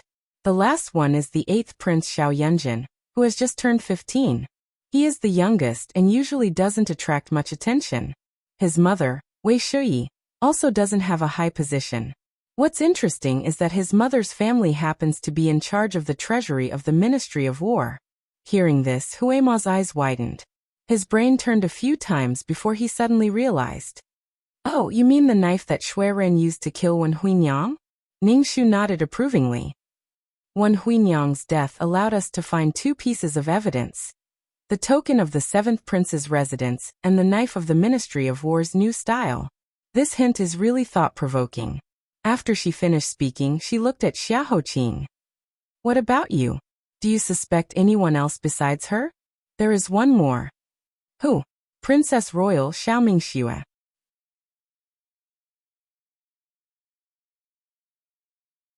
Chapter 422. Upon hearing this name, Ningxu frowned in shock. Her knowledge of this eldest princess was limited to the previous emperor's 8th princess, Jin Sheng's most beloved younger sister. After Jin Sheng ascended the throne, he immediately conferred her the title of Protector Princess. The princess residence's treatment was even higher than that of a legitimate princess, causing a bunch of old pedants from the Ministry of Rights to be unhappy. However, this did not affect Xiaomingxue at all. She sat on the eldest princess's seat as steadily as Mount Tai, and even Empress Chao had to be respectful to her. Her life could be considered smooth sailing, and she was even betrothed to the most elegant and talented Tanhua in the imperial examinations, attracting the envy of countless unmarried daughters. If one had to talk about the biggest setback, it would be the death of a son, leaving only a daughter who was treated like a treasure and raised in the palm of his hand. However, not only did this not affect the prince consort's feelings for her, he even pitted her even more. This deeply in love couple was the role model for all the aristocratic families in the capital. It was not an exaggeration to say that such a person was a winner in life. Ningxu really could not understand why she would be related to this series of cases. Why would I think of her? She had once heard her master mention that there was a deeper meaning behind Jin Sheng conferring her the title of Protector Princess. It was because during the palace coup 25 years ago, Xiaomingxue had contributed greatly to His Majesty's success in seizing the throne. This kind of person had already climbed to the top of her position and obtained extreme respect and glory. Why would she plan these things? Could it be that she wanted to be the empress? After snatching the position of the empress, she would pass the throne to her husband, or that delicate little princess. Ningxu did not know whether to laugh or cry. This was too absurd. However, a thought quickly rushed into her mind. She said in shock, "You're saying that she did this for her younger brother, Prince Ke?" This was too ridiculous, but after thinking about it carefully, it did not seem to be that ridiculous. Eldest Princess Xiaomingxue was famous in the capital for treating her younger brother, who was born from the same mother. When Xiao Minglan was just born, his mother, Madame Sun, passed away. When Xiaomingxue was 12 years old, she took on the responsibility of raising her younger brother. He could be said to have been brought up by Xiaomingxue. After Xiaomingxue and Prince Consort Han got married, Xiao Minglan stayed in the princess residence until he was 16 years old. He then left the princess residence to establish his own family. It was not entirely impossible for such an elder sister who treated her younger brother like her own son to do such a thing in a moment of paranoia. Xiaoqing moved his finger and ordered Huiyemo to take out an old file that had been prepared in the box and handed it to Ningxu. There is one more thing that you may not know. Back then, Empress Xiaozhou pitted the siblings for being young and lonely. She often summoned them to the Phoenix Algae Palace to take care of them. Receiving the old file that a palace mate had personally written, Ningxu said in surprise, "I have always heard people say that Empress Zhou was arrogant because she was pampered. She was crazy and bloodthirsty. She personally killed the previous crown prince and nearly 100 people in the Phoenix Algae Palace. She did not even let off her own daughter, who was only a few years old. When the people talked about her, their expressions would change. I never thought that she would have such a soft side." Hearing her soft voice, it was like a fluffy rabbit gently scratching his chest. Xiaoqing curled his lips slightly. The human heart is the most complicated thing. When a person treats you with kindness, you will thank them profusely, worship them, and wish that you could do everything to praise them. When a person is your enemy, you will naturally portray them as the most vicious person in the world. The so-called history books were written by the victors, and this was how they were written. But how can there be so many people in the world who are completely black and white? These days, Tianwen went to find many palace maids who were released from the previous dynasty and are still alive. According to them, Empress Zhou is not a person who disregards human life. On the contrary, she is gentle and magnanimous most of the time. She is more compassionate towards the lowly palace maids. Ning Shu clenched her fist in the palm of her hand, as if she had just woken up from a dream. According to this, Empress Zhou was clearly indebted to Xiao Mingxue and her younger brother, but she later betrayed Empress Zhou and assisted His Majesty to become the protector princess. You can say that. Ning Shu's eyes deepened. Then, she once stayed by Empress Zhou's side for so long. Does that mean that she may have come into contact with that secret poison, the kiss of the plum blossom?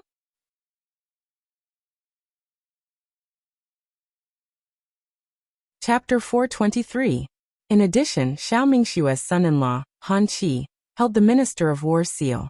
No one else could get the new dagger more easily than him. Was it really her? The fog in front of her was getting thicker and thicker, blocking her line of sight. She couldn't even see her fingers in front of her, and couldn't help but feel a bone-piercing chill. A hand reached out and placed in front of her. That hand was slender and white, with distinct joints. There was a thin layer of calluses on the fingertips. It wasn't as warm as an ordinary person's, but it was more reliable and powerful than anyone else's. In front of her, he said, whether it's Xiao Mingxue or others, no one can easily control our lives. If fire comes, I will extinguish it. If ice comes, I will shatter it. I want to see who dares to win this game of chess from my, Xiahou Qing's hands. He had always been calm and indifferent to life and death. It was rare for him to show his strong side, making Ning Shu respect him. In the carriage, a wind lamp swayed slightly. The candlelight reflected the fiery red pomegranate pattern on the glass wall, leaving a bright red color on his face. He was full of fighting spirit and vitality, like the flames of a phoenix's nirvana, shining brightly and never extinguishing. Ning Shu looked at him, and then looked at his hand. It was as if the ice that had covered her body just now had disappeared. She smiled and put her hand in his palm. Okay, I believe you. Huiyemo, who was completely ignored, chewed the grape in his mouth and turned his face away angrily. Evil. All of them were disgusting to death. Why did they all come to bully a lonely child like him? If this continued, he would run away from home. When she heard his indignant muttering, Ning Shu couldn't bear to give him some attention. By the way, Huiyemo, what did you find out about the sleeping clothes that old consort you left for 13th princess? Hearing this, Huiyemo's head drooped and he said with a sad face, Damn, don't mention it. I get a headache every time you mention it. The clues that old princess consort you left behind are too obscure. It's just a handful of blood-stained red threads. These days, I've tried almost 20 different poisons and fragrances.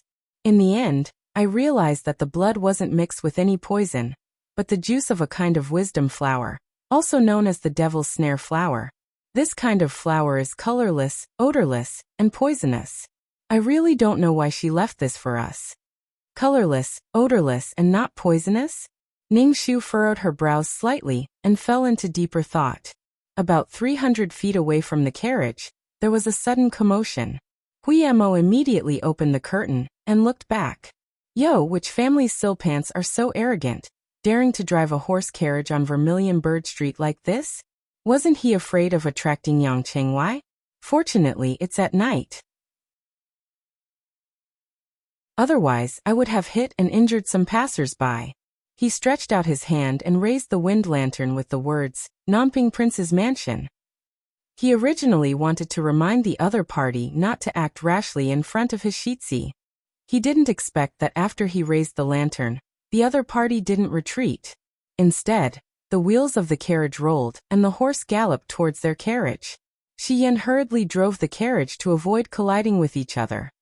Hey! Shi Yan was so scared that he broke out in a cold sweat. He quickly stopped the carriage and glared at the other party. But before he could denounce them, the curtain of the carriage was lifted, and a young girl in a palace dress with pearls and emeralds on her head impatiently jumped out and ran towards them. When Ning Shu saw her appearance, she was stunned for a moment. 13th princess?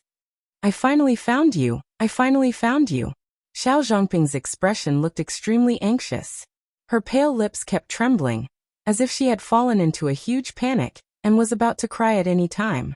Ning Shu walked down from the carriage and went forward to support the trembling princess. She softly comforted her. "Princess, don't worry. If there's anything, you can tell me slowly." Xiao Zhongping's eyes turned red. "Ning Shu, Xiahou Shizi, you must help me."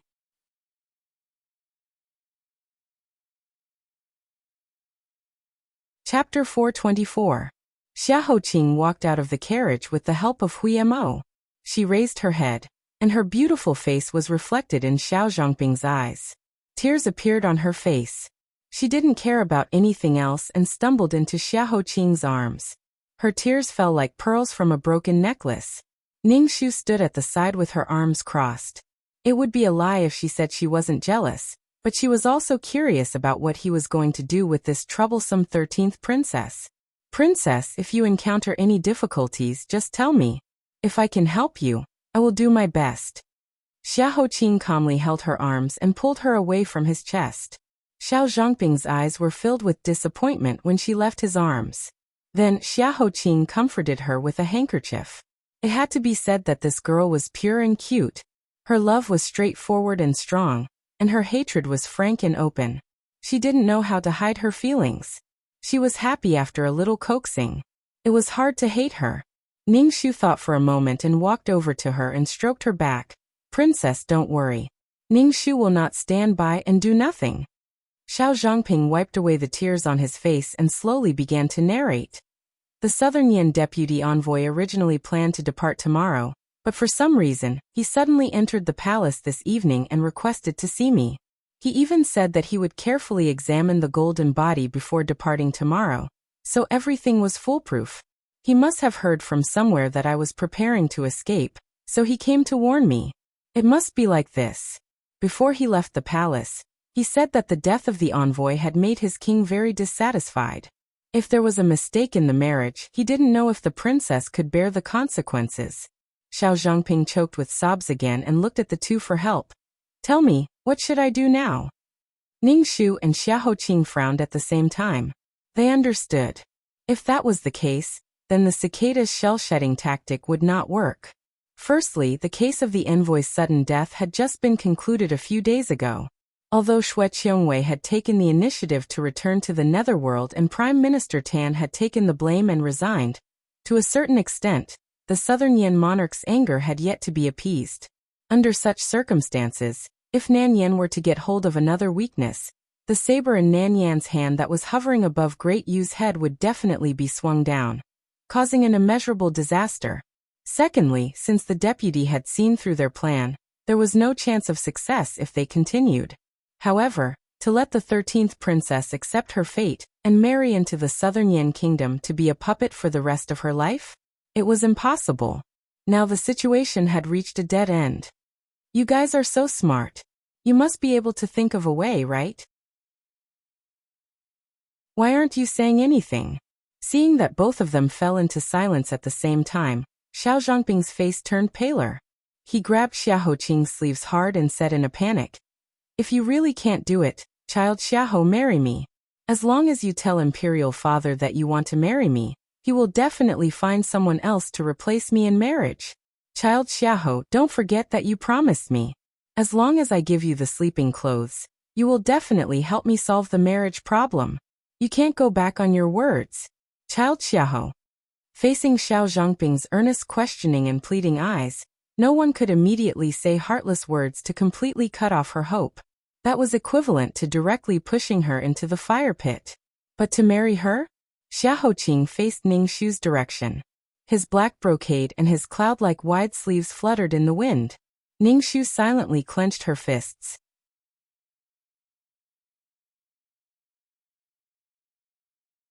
Chapter 425. Putting her palm back into her sleeve, Ning Shu smiled and said in a casual tone, "Perhaps we can put on a show." Xiao Zhongping nodded vigorously. "Yes. As long as we can deceive father, it will be fine.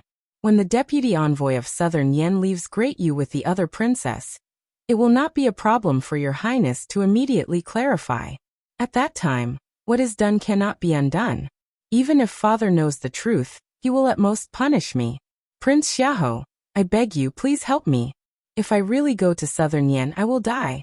Prince, do you really have the heart to watch me die? Xiao Zhongping's voice was full of trembling. For freedom, this little princess who had always been proud through her high self-esteem in the palm of her hand into the dust. Ning Shu watched silently from the side, and couldn't help but feel a little distressed for her. Under Xiao Zhongping's expectant gaze, Xiahou Qing, who had been silent for a long time, finally opened his mouth and said, I can immediately go to the palace and kowtow to His Majesty to keep the princess, but I'm sorry, I can't cooperate with the princess with this lie. The light in Xiao Zhongping's eyes immediately dimmed. Her face became paler, and she was at a loss. Why? Is your highness worried about my reputation? I don't care. Even if the Jiuzhou knows that I was abandoned by you after being engaged to you, I don't care. As long as I can escape this marriage, even if my reputation is ruined and I am pointed at by thousands of people, I won't mind. Not to mention that it is with you. Not only because of this reason, but also because I already have someone in my heart. I can't let her suffer the slightest grievance. Even if it is just a play, as long as there is a trace of sadness or misunderstanding in her heart, I won't allow it. In the thick ink of the night, Xiahou Qing shook his head, lowered his picturesque eyebrows, and bent his back to Xiao Zhongping.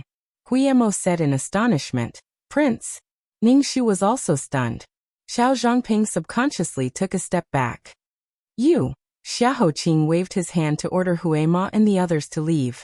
He bent his thin back even deeper. I'm sorry, Your Highness. If there is anything else that Xiahou Qing can do, I will not hesitate to go through water and tread on fire. But for this, please forgive Xiahou Qing for not being able to do it. Ning Shu's eyes were slightly moist. She had never seen him like this since she met him. In the eyes of the world, the Crown Prince of Nanping was precocious and ambitious at a young age. When he was 10 years old, he taught the Xiongnu a trick that lasted for 10 years. For such a person, even death could not make him lower his head, but in order to take care of her feelings and not make her sad, he lowered his proud head. Ning Shu couldn't help but feel sour at the tip of her nose. She didn't open her eyes. For a moment, she didn't know whether she was more moved or more distressed. Xiao Zhongping's whole body trembled violently.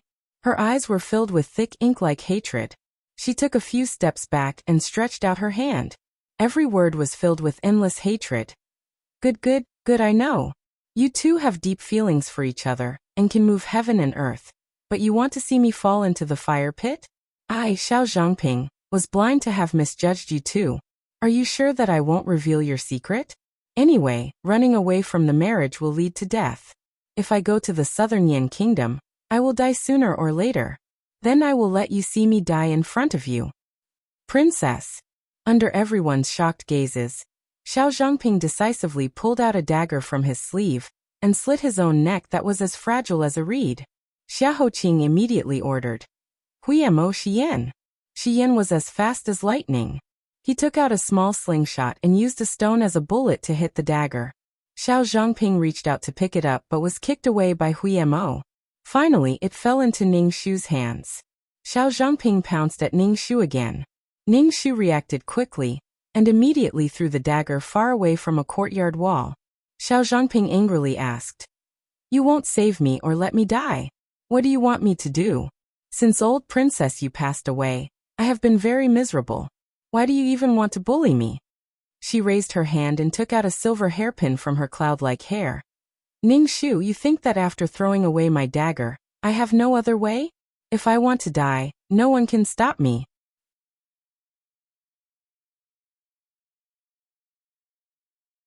Chapter 426. Ning Shu looked at the blood dripping down her snow-white neck like rose petals. Her eyes were like torches and her mind was like lightning. In a flash, an idea flashed through her mind. She said in a clear voice, If the princess is not afraid of death, then it would be a pity to die here. I have a plan, but I don't know if the princess dares to try it. The sharp tip of the silver hairpin had already pierced through her flesh. Xiao Zhongping stared at her in disbelief. What plan? Speak. Ning Shu's voice was very steady, her expression very calm. If the princess is suddenly infected with an epidemic and is in imminent danger, Even if you survive the 1,000-li journey and barely manage to marry into Southern Yan, the epidemic will still be spread. In this kind of situation, even if His Majesty wants to be stubborn, Southern Yan's deputy envoy will think again and again. Xiao Zhongping briefly fell into thought, but quickly shook her head and denied.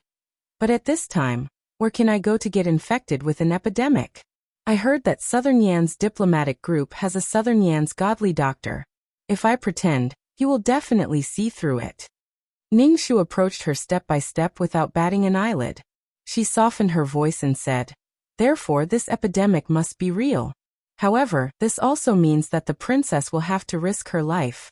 The worst result is that even if the princess escapes the marriage, her life and death will be uncertain. Princess, please reconsider." The silver hairpin in her hand stopped. Xiao Zhongping's eyelashes trembled. She clearly heard Ning Shu's words. A moment later, she clenched her fists tightly. She had already made a decision. No need to reconsider, so be it.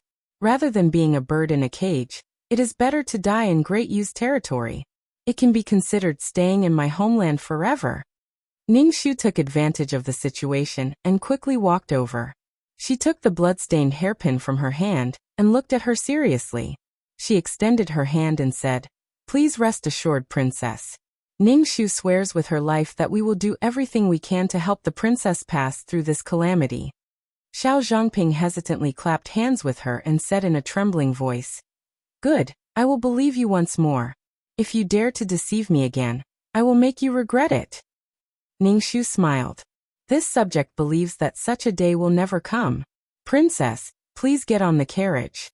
Let's discuss where we should make this crucial move. Huema, it's your turn now. Huemo pulled a long face. What? Why is it me again? Sigh, as expected, capable people can't escape the fate of working hard. Who asked me to be so outstanding? I'm really lonely like the snow. Ning Shu. She smiled and waved her hand, calling him over. She slapped him on the head and said, "Child, you're really arrogant. Come here and let me teach you how to be a good person." Roar. It hurts.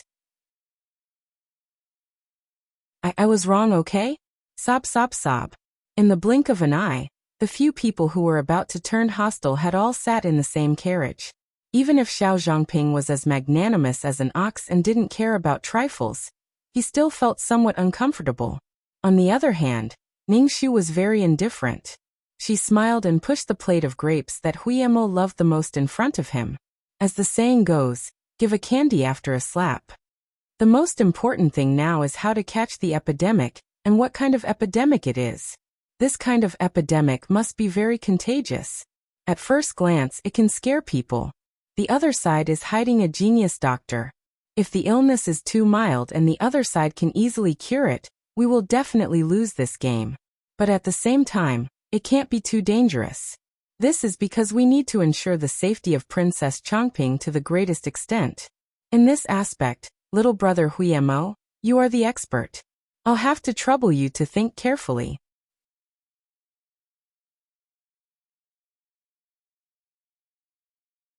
Chapter 427.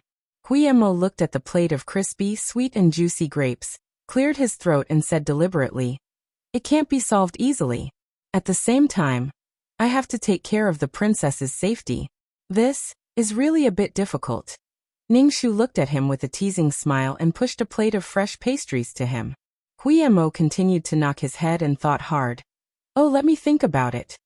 Ning Shu poured a cup of tea and handed it to him to moisten his throat. Huemo was very happy in his heart, and wanted to continue to put on airs, but he heard his Shitsi's finger gently tapping on the small table. Huemo's heart immediately trembled, and he quickly retracted his hand that was about to reach out to take the tea. He smiled and said, "There is a way, although it is a little difficult, but I, Huemo, will definitely do it. But there is still some risk. If you are not careful, you will be in danger of disfigurement. Your Highness, you have to think about it in advance." Xiao Zhongping, who had been forced to the edge of the cliff, was full of courage. "Just say it. I am not afraid." Old Huemo said, "Cowpox. This was an infectious disease that occurred in cattle. It was an acute infection caused by smallpox in cattle. If a human was infected, papules, blisters, and pustules would appear all over the body. It would also be accompanied by symptoms such as fever, headache, chills, and vomiting. It was very similar to the symptoms of smallpox in humans. At first glance, very few people could tell the difference between the two at once. However, the danger was completely different. It was most suitable for this play. Because time is tight, I will add a set of Silverbeard to speed up the outbreak of the disease. Your Highness, please remember that you can't scratch the herpes during the process of the disease. Otherwise, it will leave a scar. Xiao Zhongping said. Then where should I get this cowpox? Huiyamo smiled and said, Of course. Xiao Zhongping stood in the 5th cattle farm with a weird expression on his face. The hot air from the cows and the wonderful aroma of the cow dung that had not been cleaned up were floating around him. After a whole day of fermenting, it was particularly enchanting in the early summer night. Especially when a majestic black bull by the cow pen heard the sound of a stranger breaking in. It curiously raised its head and looked for a while. Then, it deliberately strolled in front of Xiao Zhongping and enthusiastically gave him a freshly made welcome gift. Xiao Zhongping's vision went black, and his face turned green. He almost exploded. Seeing this, Huema was moved and smiled. God knows that when he was forced to go to Zhou's pigsty to look for clues a few days ago, he also broke down like this. No, it would be 10,000 times worse. That steaming hot sensation, and that unique feeling haunted him every night in his dreams like a nightmare. Now there was finally someone who could empathize with him. He secretly rejoiced in his heart, but on the surface, he spoke up for the old bull with a serious expression. Your Highness, the princess has the countenance of a flower and the face of the moon. Even the bulls fell head over heels for you when they saw your Highness. They were momentarily agitated. It's understandable. It's understandable. You are a proud daughter of the heavens, so you can't lower yourself to the same level as a beast. Furthermore, his brothers and sisters are very likely to be the princess saviors, no saviors. Savior cow. Savior cow. Xiao Zhongping clenched her teeth and closed her eyes. If it wasn't for this damned marriage, how could she, the princess of a country, be reduced to such a sorry state?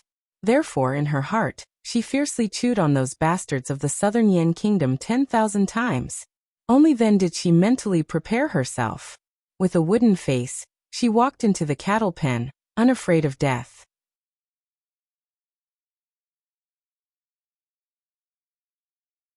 Chapter 428. This cow is very clever. Seeing that it hasn't been punished for bringing such a big gift, it opened its mouth even more arrogantly and moaned at Xiao Zhongping, then pooped again. Xiao Zhongping's green face suddenly turned black. She clutched her chest and almost fainted from anger. She is the dignified 13th princess, a golden branch and jade leaf. How could she be despised by a cow like this? She might as well die. No one can stop her. Huiyamo hurriedly stepped forward and pulled her back. Your Highness, don't go, calm down. Calm down. Under the moonlight, Huiyamo looked back at the cow and said in surprise. Huh? Princess Zhongping, your luck is really good. It just so happens that this cow has cowpox. After the time it takes to burn a stick of incense, Xiao Zhongping sat on a bench outside the cow pen. Her whole body tensed up. What do you want me to do next? Tell me. Huiyamo carefully put aside the cowpox mucus that he spent a lot of effort to collect, then lit a fire and put a sharp knife on the fire. Next, I will make a small cut on your Highness's arm and apply the cowpox mucus to your Highness's wound. After that, I will wait for Lady Ning and the others to bring the silverbeard grass for you to eat. Later, when I cut the wound, it may be a little painful. Princess, please bear with it. Looking at the knife that gradually changed color on the fire, Xiao Zhongping gritted her teeth and rolled up her sleeves. She stretched out her snow-white lotus arm. No problem, you can do it. Under the moonlight, seeing Xiao Zhongping's stiff body and her other hand quietly clenched, Huiyamo blinked and said, Princess, are you afraid? Don't worry, when I was young, I was infected with cowpox by my master. At that time, one of my senior brothers went out to travel and brought back the smallpox virus. My master went to 18 slaughterhouses overnight to find the cowpox scab. He planted the cowpox scab on us and saved our lives. You see, am I not standing in front of you alive and kicking now? so you can put your heart into your stomach. But starting tomorrow, there will be a lot of blisters on your body. It will be painful and itchy. You must remember not to touch them. Your Highness is so beautiful. If you leave a scar, it will be a pity. You said I'm beautiful? Xiao Zhangping's eyelashes trembled. She raised her glass-like eyes and looked at him with an expression of complete disbelief. She laughed at herself and said, "Am I really beautiful? You're lying to me, aren't you?" There were a total of 5 sisters in the palace. The 5th royal sister was valiant and straightforward, and had a heroic spirit. She was different from others, and she was the favorite of Father Emperor. The 9th royal sister was knowledgeable and gentle like water, and all the ministers in the court praised her. She had the appearance of a young phoenix.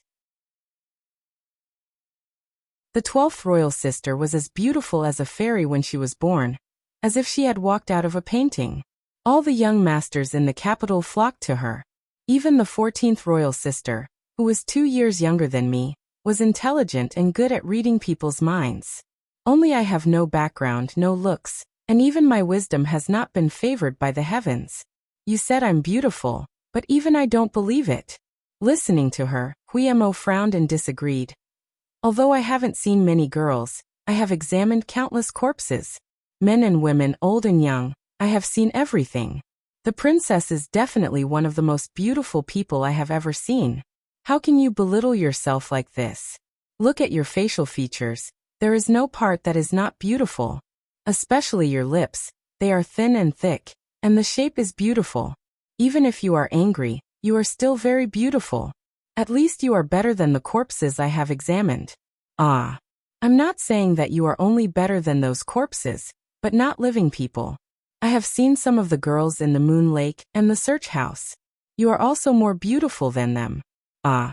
Your Highness, don't be angry. I didn't mean to compare you with those girls. Bah. Look at my broken mouth. What I mean is that your Highness is very beautiful, and your temperament is simple and straightforward. You dare to love and hate. You are different from those people in the palace. It's just that you don't look confident. If you are more confident, you will be more dazzling. Under the moonlight, the boy's eyes were like 2 obsidian stones, clearly falling into the spring water. Just by looking at it, you will be infected by the sincere brilliance inside. Xiao Zhangping's heart was unconsciously warmed.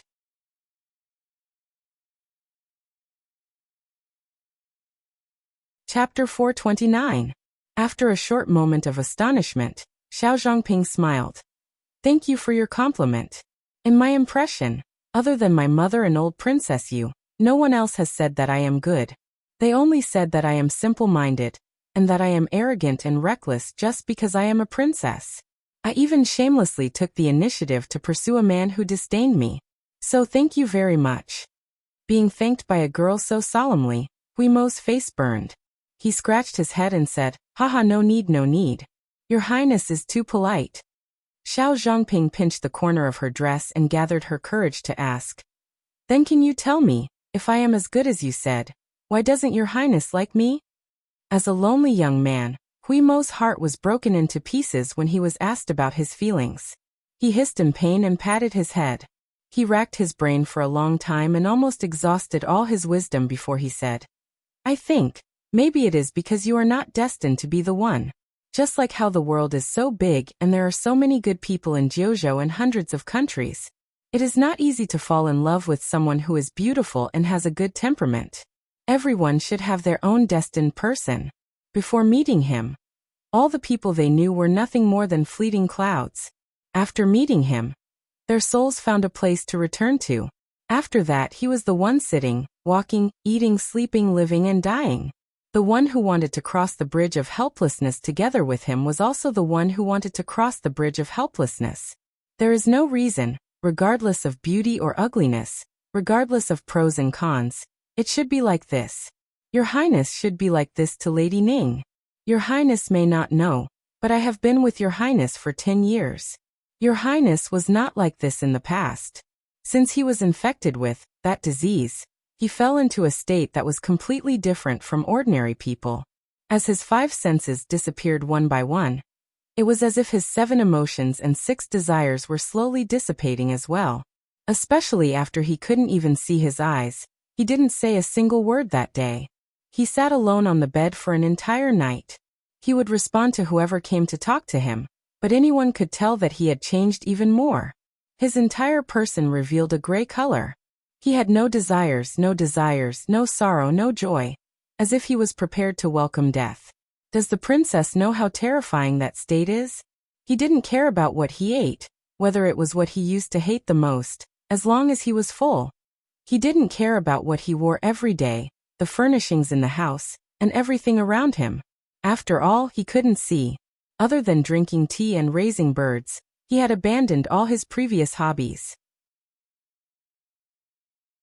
Several times, we collected new scrolls from the market and mustered up the courage to read them to him, but we were all chased out by him.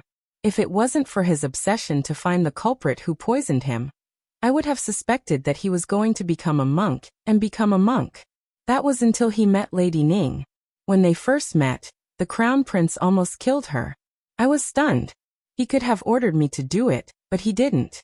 Really, that was the first time in almost a year that the heir apparent had shown such strong emotions. Other than towards the murderer, it was the only time he had shown such strong emotions. Less than 2 days later, Lady Ning came again. She had offended the crown prince and stolen his things, yet she still had the cheek to beg the crown prince to cooperate with her. I thought that the crown prince would kick her out of the house, but he actually agreed. He broke his vow twice with the same person. At the time, I thought that there was a problem. Who would have thought that my premonition would come true? Gradually, the aura of life on the crown prince's body grew stronger and stronger. He could be angry, speechless, disgusted, impatient, worried, happy, and even smile. It was as if someone had added oil to a flame that was about to be extinguished, causing it to burn again. So it really wasn't that the princess wasn't good in any way, but that the heavens had destined them to be together.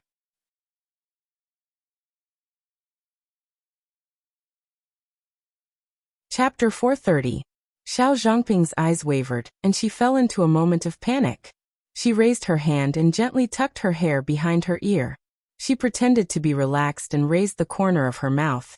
Well, it sounds like it's not that I didn't work hard, but he shouldn't belong to me. I can't blame myself. Huiyemo looked back and saw that Xiao Zhangping's face was wet. He didn't know when she started crying. 13th princess, why are you crying? He had goosebumps all over his body. He ran over to take out his handkerchief. After a long time, he remembered that he had already given her his handkerchief to wipe her tears. Was she made of water? Why are there so many tears? Girls are really troublesome. Xiao Zhangping stubbornly turned her face away. Who's crying? I'm not crying. It's obvious that the wound is too painful. Huiyemo silently looked at the knife in his hand that hadn't been used yet. His mind. Xiao Zhangping glared at him and said arrogantly, "What are you looking at?" I said it's painful. It's painful.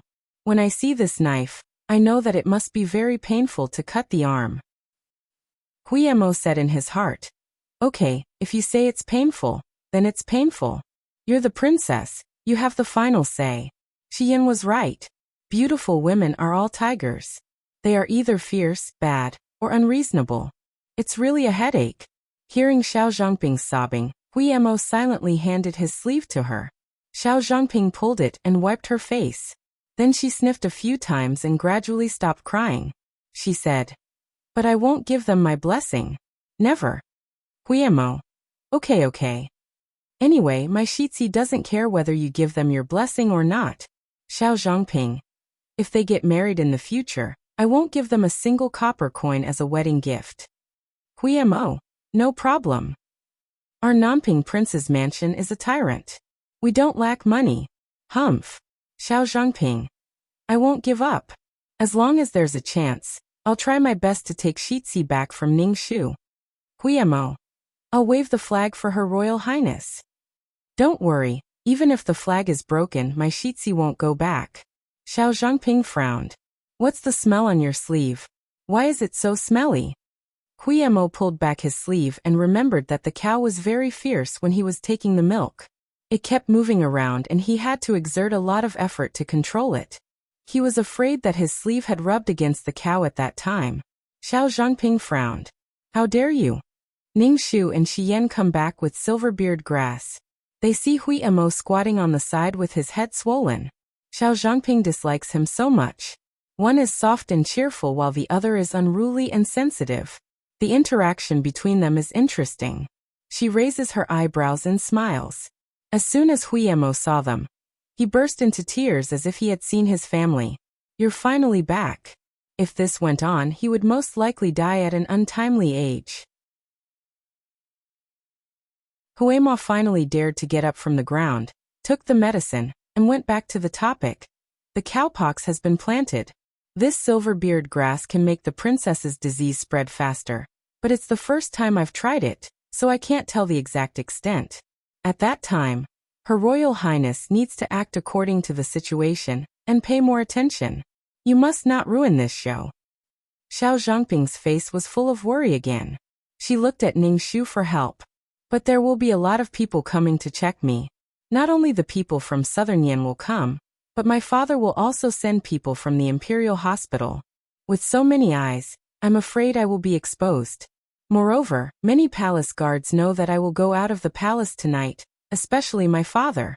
He is so deep and sharp. As long as he looks at me, I will probably be speechless. Ning Shu, you must help me. Ning Shu thought for a moment, then went forward to pat the back of her hand comfortingly.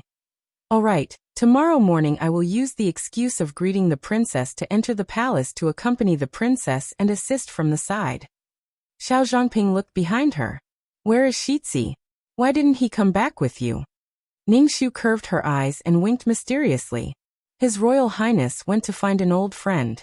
An old friend who may be able to help the princess through this disaster.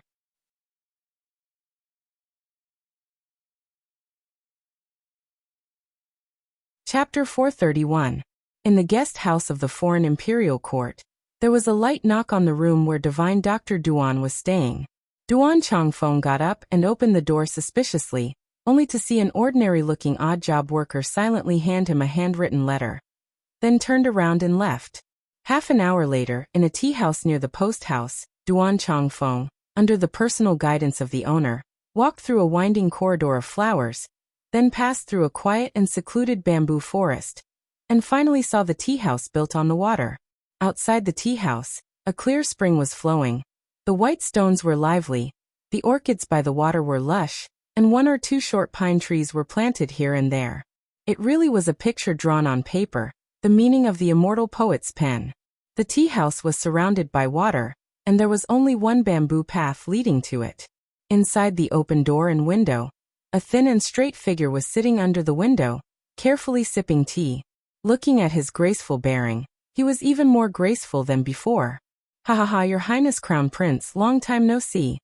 Seeing an old friend, Duan Changfeng immediately walked in, but when he looked to the side and saw the black cloth in front of his eyes, he couldn't help but sigh. After we parted at the border, we haven't seen each other for 3 years. I didn't expect Your Highness Crown Prince to have changed so much. It's exactly as Lord Xian said. How many autumns have passed? Hearing the voice of an old friend, Xia Hoqing extended his arms in invitation. The two sat opposite each other and personally poured a cup of tea for Duan Changfeng. Xia Hoqing smiled. I also didn't expect that in just a few years, Mr. would change and become the divine doctor of Southern Yan. If it weren't for my subordinates accidentally investigating Mr., I wouldn't have known that this divine doctor was you. Duan Changfeng took a sip of the tea and put it down. He looked at the frost on his temples, the wrinkles on his face, and his eyes, which had become cloudy and old because of the passage of time. He could not help but sigh and say, the fate of a man is so unpredictable, and no one can predict it. When my junior sister and I left our sect and entered Jianghu for the first time, we were full of hot-bloodedness. Who would have thought that we would encounter such a thing later on? Leaving our true love, friends dead, and our sect dead. We were like wild dogs, deserted by everyone.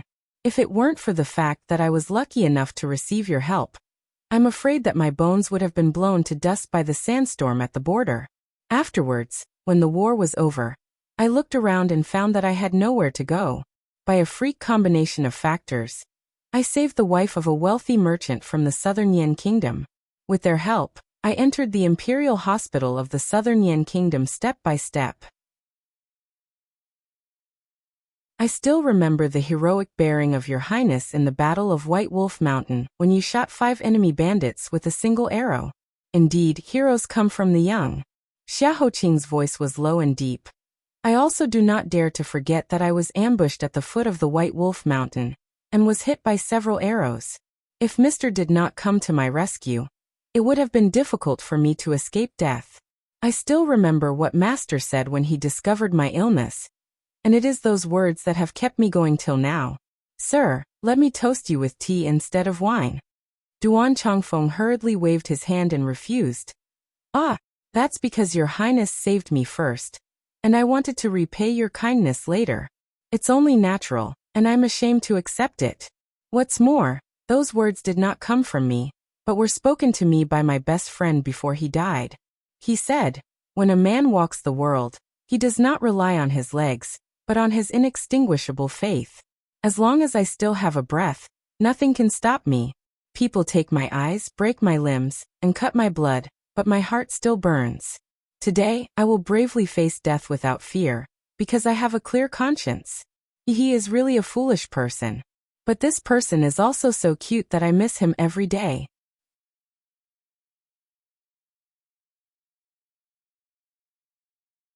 Chapter 432. Duan Changfeng's weathered eyes were filled with deep nostalgia. He lowered his head and shook it. Let's not talk about that.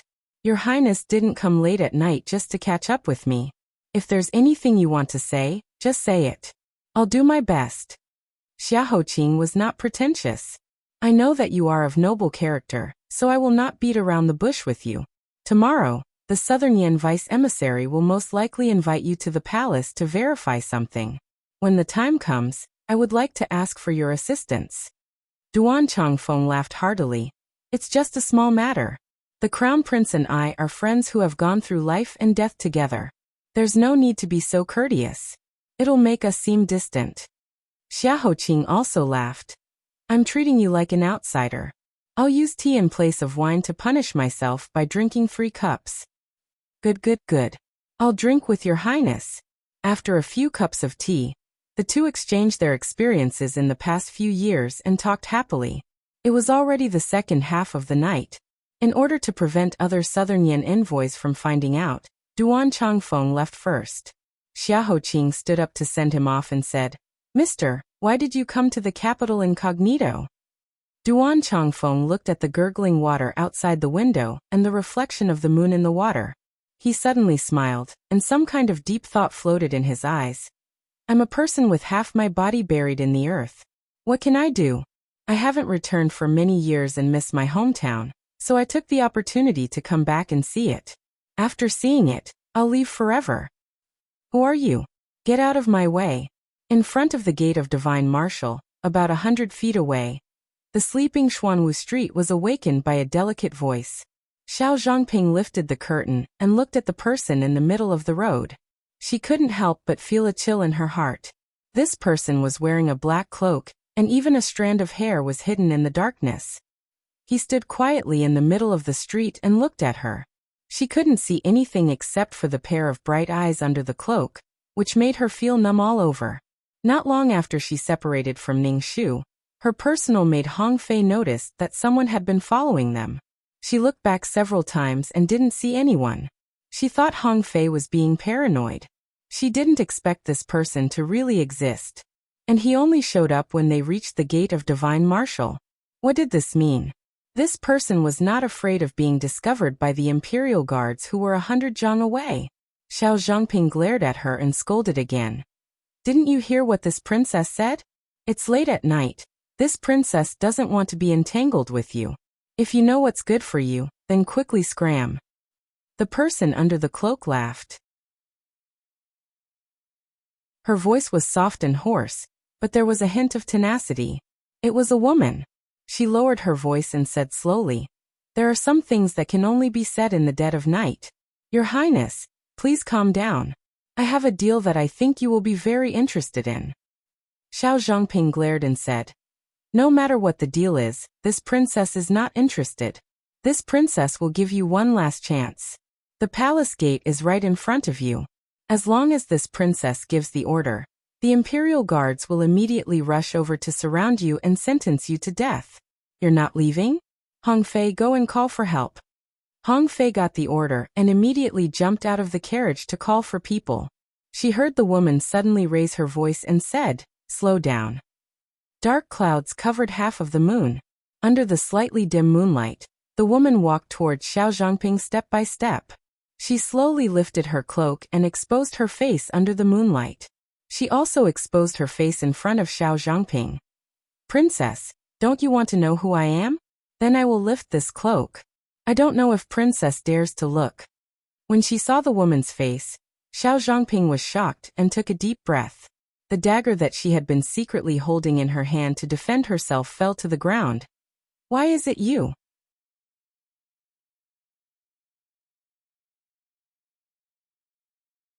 Chapter 433. Miss, this way, come in, come in.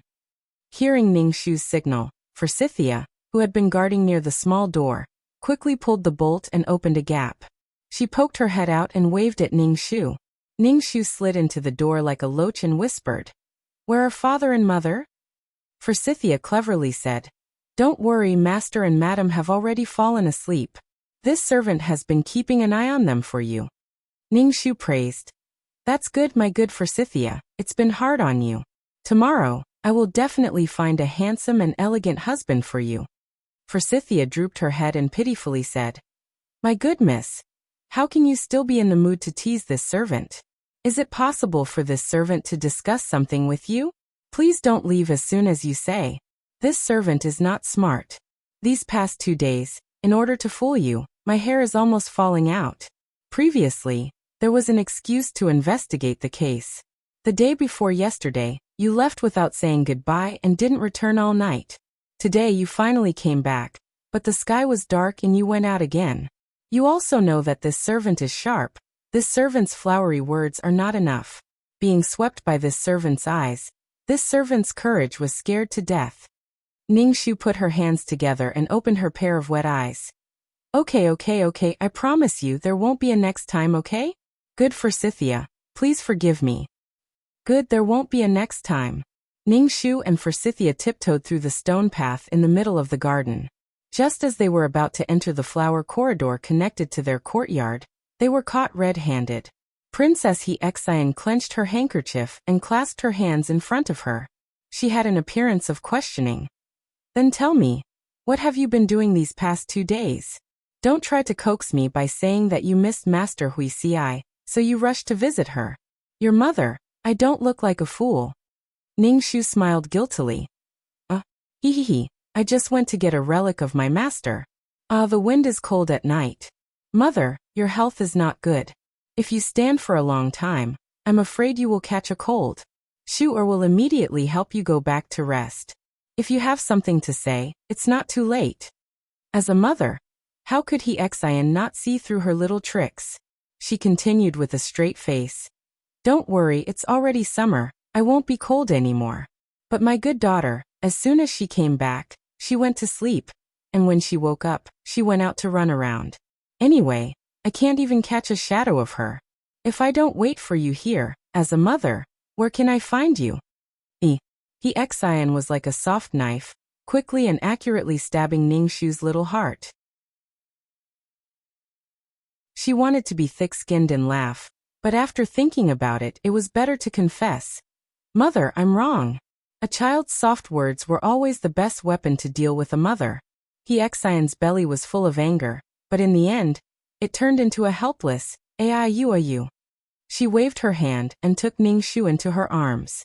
She gently stroked her satin-like hair, just like when she was a child. She softly coaxed her to sleep. "Since childhood, we know that you are smart and witty, and your mind is far more active than ordinary people. Even the young masters of the various manors in the capital are not better than you. This is a good thing, but also a bad thing. I cannot pursue today's matter, but you must promise me that in the future, you will not have anything to do with that Xiao Qing." Ning Shu's palms clenched, and the arms that were supporting He Xian slowly bent her knees. She was guilty but firm. "Mother, daughter can promise you anything else, But this daughter can't do anything. The pain of 7 lives of reincarnation. She struggled and fell into the endless abyss every day. The wind around her was like a knife, repeatedly cutting her into pieces. Every day, she secretly hoped that someone would pass by, see her suffering, generously reach out and help her, even if it was just one person. But for a whole 300 years, she did not see anyone, until this life. This person was the only one who wanted to kill her a few times, but every time, he let go of the hand that was strangling her neck. Obviously, he looked cold and indifferent, but he repeatedly reached out to help her when she was about to be in trouble. She fell into Schwerant's trap, and when she fell into the underground palace, she almost thought that it was over, and she did not live a good life. She had already made a gesture of farewell, but she did not expect that he would also come down. She was clearly a sickly person who did not know how many days she had left after being poisoned. No matter how much she tried to be brave, she could not be compared to him. But he jumped down, and used the black brocade that he never left to tie around her waist, and held her in his hands. In that moment of shock, her throat was choked, and she silently thought in her heart, maybe it's this person. You held me. I will not let you go in this life. Later on, under a coincidence, she found out his true identity. She thought that he was her lucky chance in this life, but she did not expect that he was a red bean that was planted 300 years ago. So, what reason did she have to let go?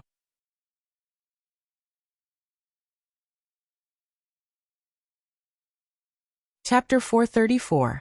Looking at her daughter kneeling in front of her, who was as beautiful as a magnolia flower bud, Xian's heart ached. She said in a trembling voice, "You have been a filial child since you were a child.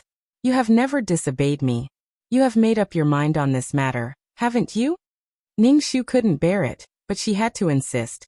"Mother, please forgive me." Xian said involuntarily, "Do you know that you will die if you are with him?" Ningxu suddenly frowned and looked up. "Mother, do you know something about Xiaoqing? Why do you say such things again and again to prevent me from being close to him? The same goes for the engagement with Tan Xiaoqing. In the past, you would discuss with me before making a decision. Only this time, you are so arbitrary. It is as if you are eager to put me into the wedding sedan and get rid of Xiaoqing from then on. I don't think it's just his illness. What do you know that you've been keeping a secret from me?" Knowing that she had said something wrong, Xian's face flashed a moment of panic. She looked away and said, "I don't know anything. It's just that Xiaoxi's identity is extraordinary. The position of Namping Mansion in the court has always been hidden. His Majesty is afraid of it. If you marry into Namping Mansion, I will worry about it every day. That's why I said that." Ningxu was suspicious. "Is that all?" Xian sighed and helped her up. "What else can it be? Your mother doesn't leave the house all day long, and I don't know what's going on outside. How could I know the secrets in your head that you're imagining? I also heard the maids talk in private that Xiaoxi is quite popular with women. In Yunnan province, many infatuated women have committed suicide for him. The 13th princess in the palace also favors him. Handsome men always make women cry. I am afraid that you will be hurt one day." After thinking for a long time, Ningxu still couldn't figure out the reason. She smiled and said, "Mother, you're worrying too much. I choose someone because I think he's worth it. If one day I find out that I've misjudged someone, and that person isn't worthy of my devotion, then I'll immediately withdraw my feelings. Your daughter is very clever and definitely won't make a losing deal. What's more, my mother had to walk through the gates of hell to give me life. I treasure her a lot." Xian was amused by her deliberately winking and playing tricks. She helplessly patted her hand. "You little mouth anyway, I can't talk to you. In any case, you have to take Mother's words to heart and think about it carefully. It's already the Cho hour. Mother will accompany you to rest." "Mother, will you accompany me?" "That's right. Ever since Jier was born, I've been busy taking care of him and often neglected you. It's been a long time since we've talked about intimate things.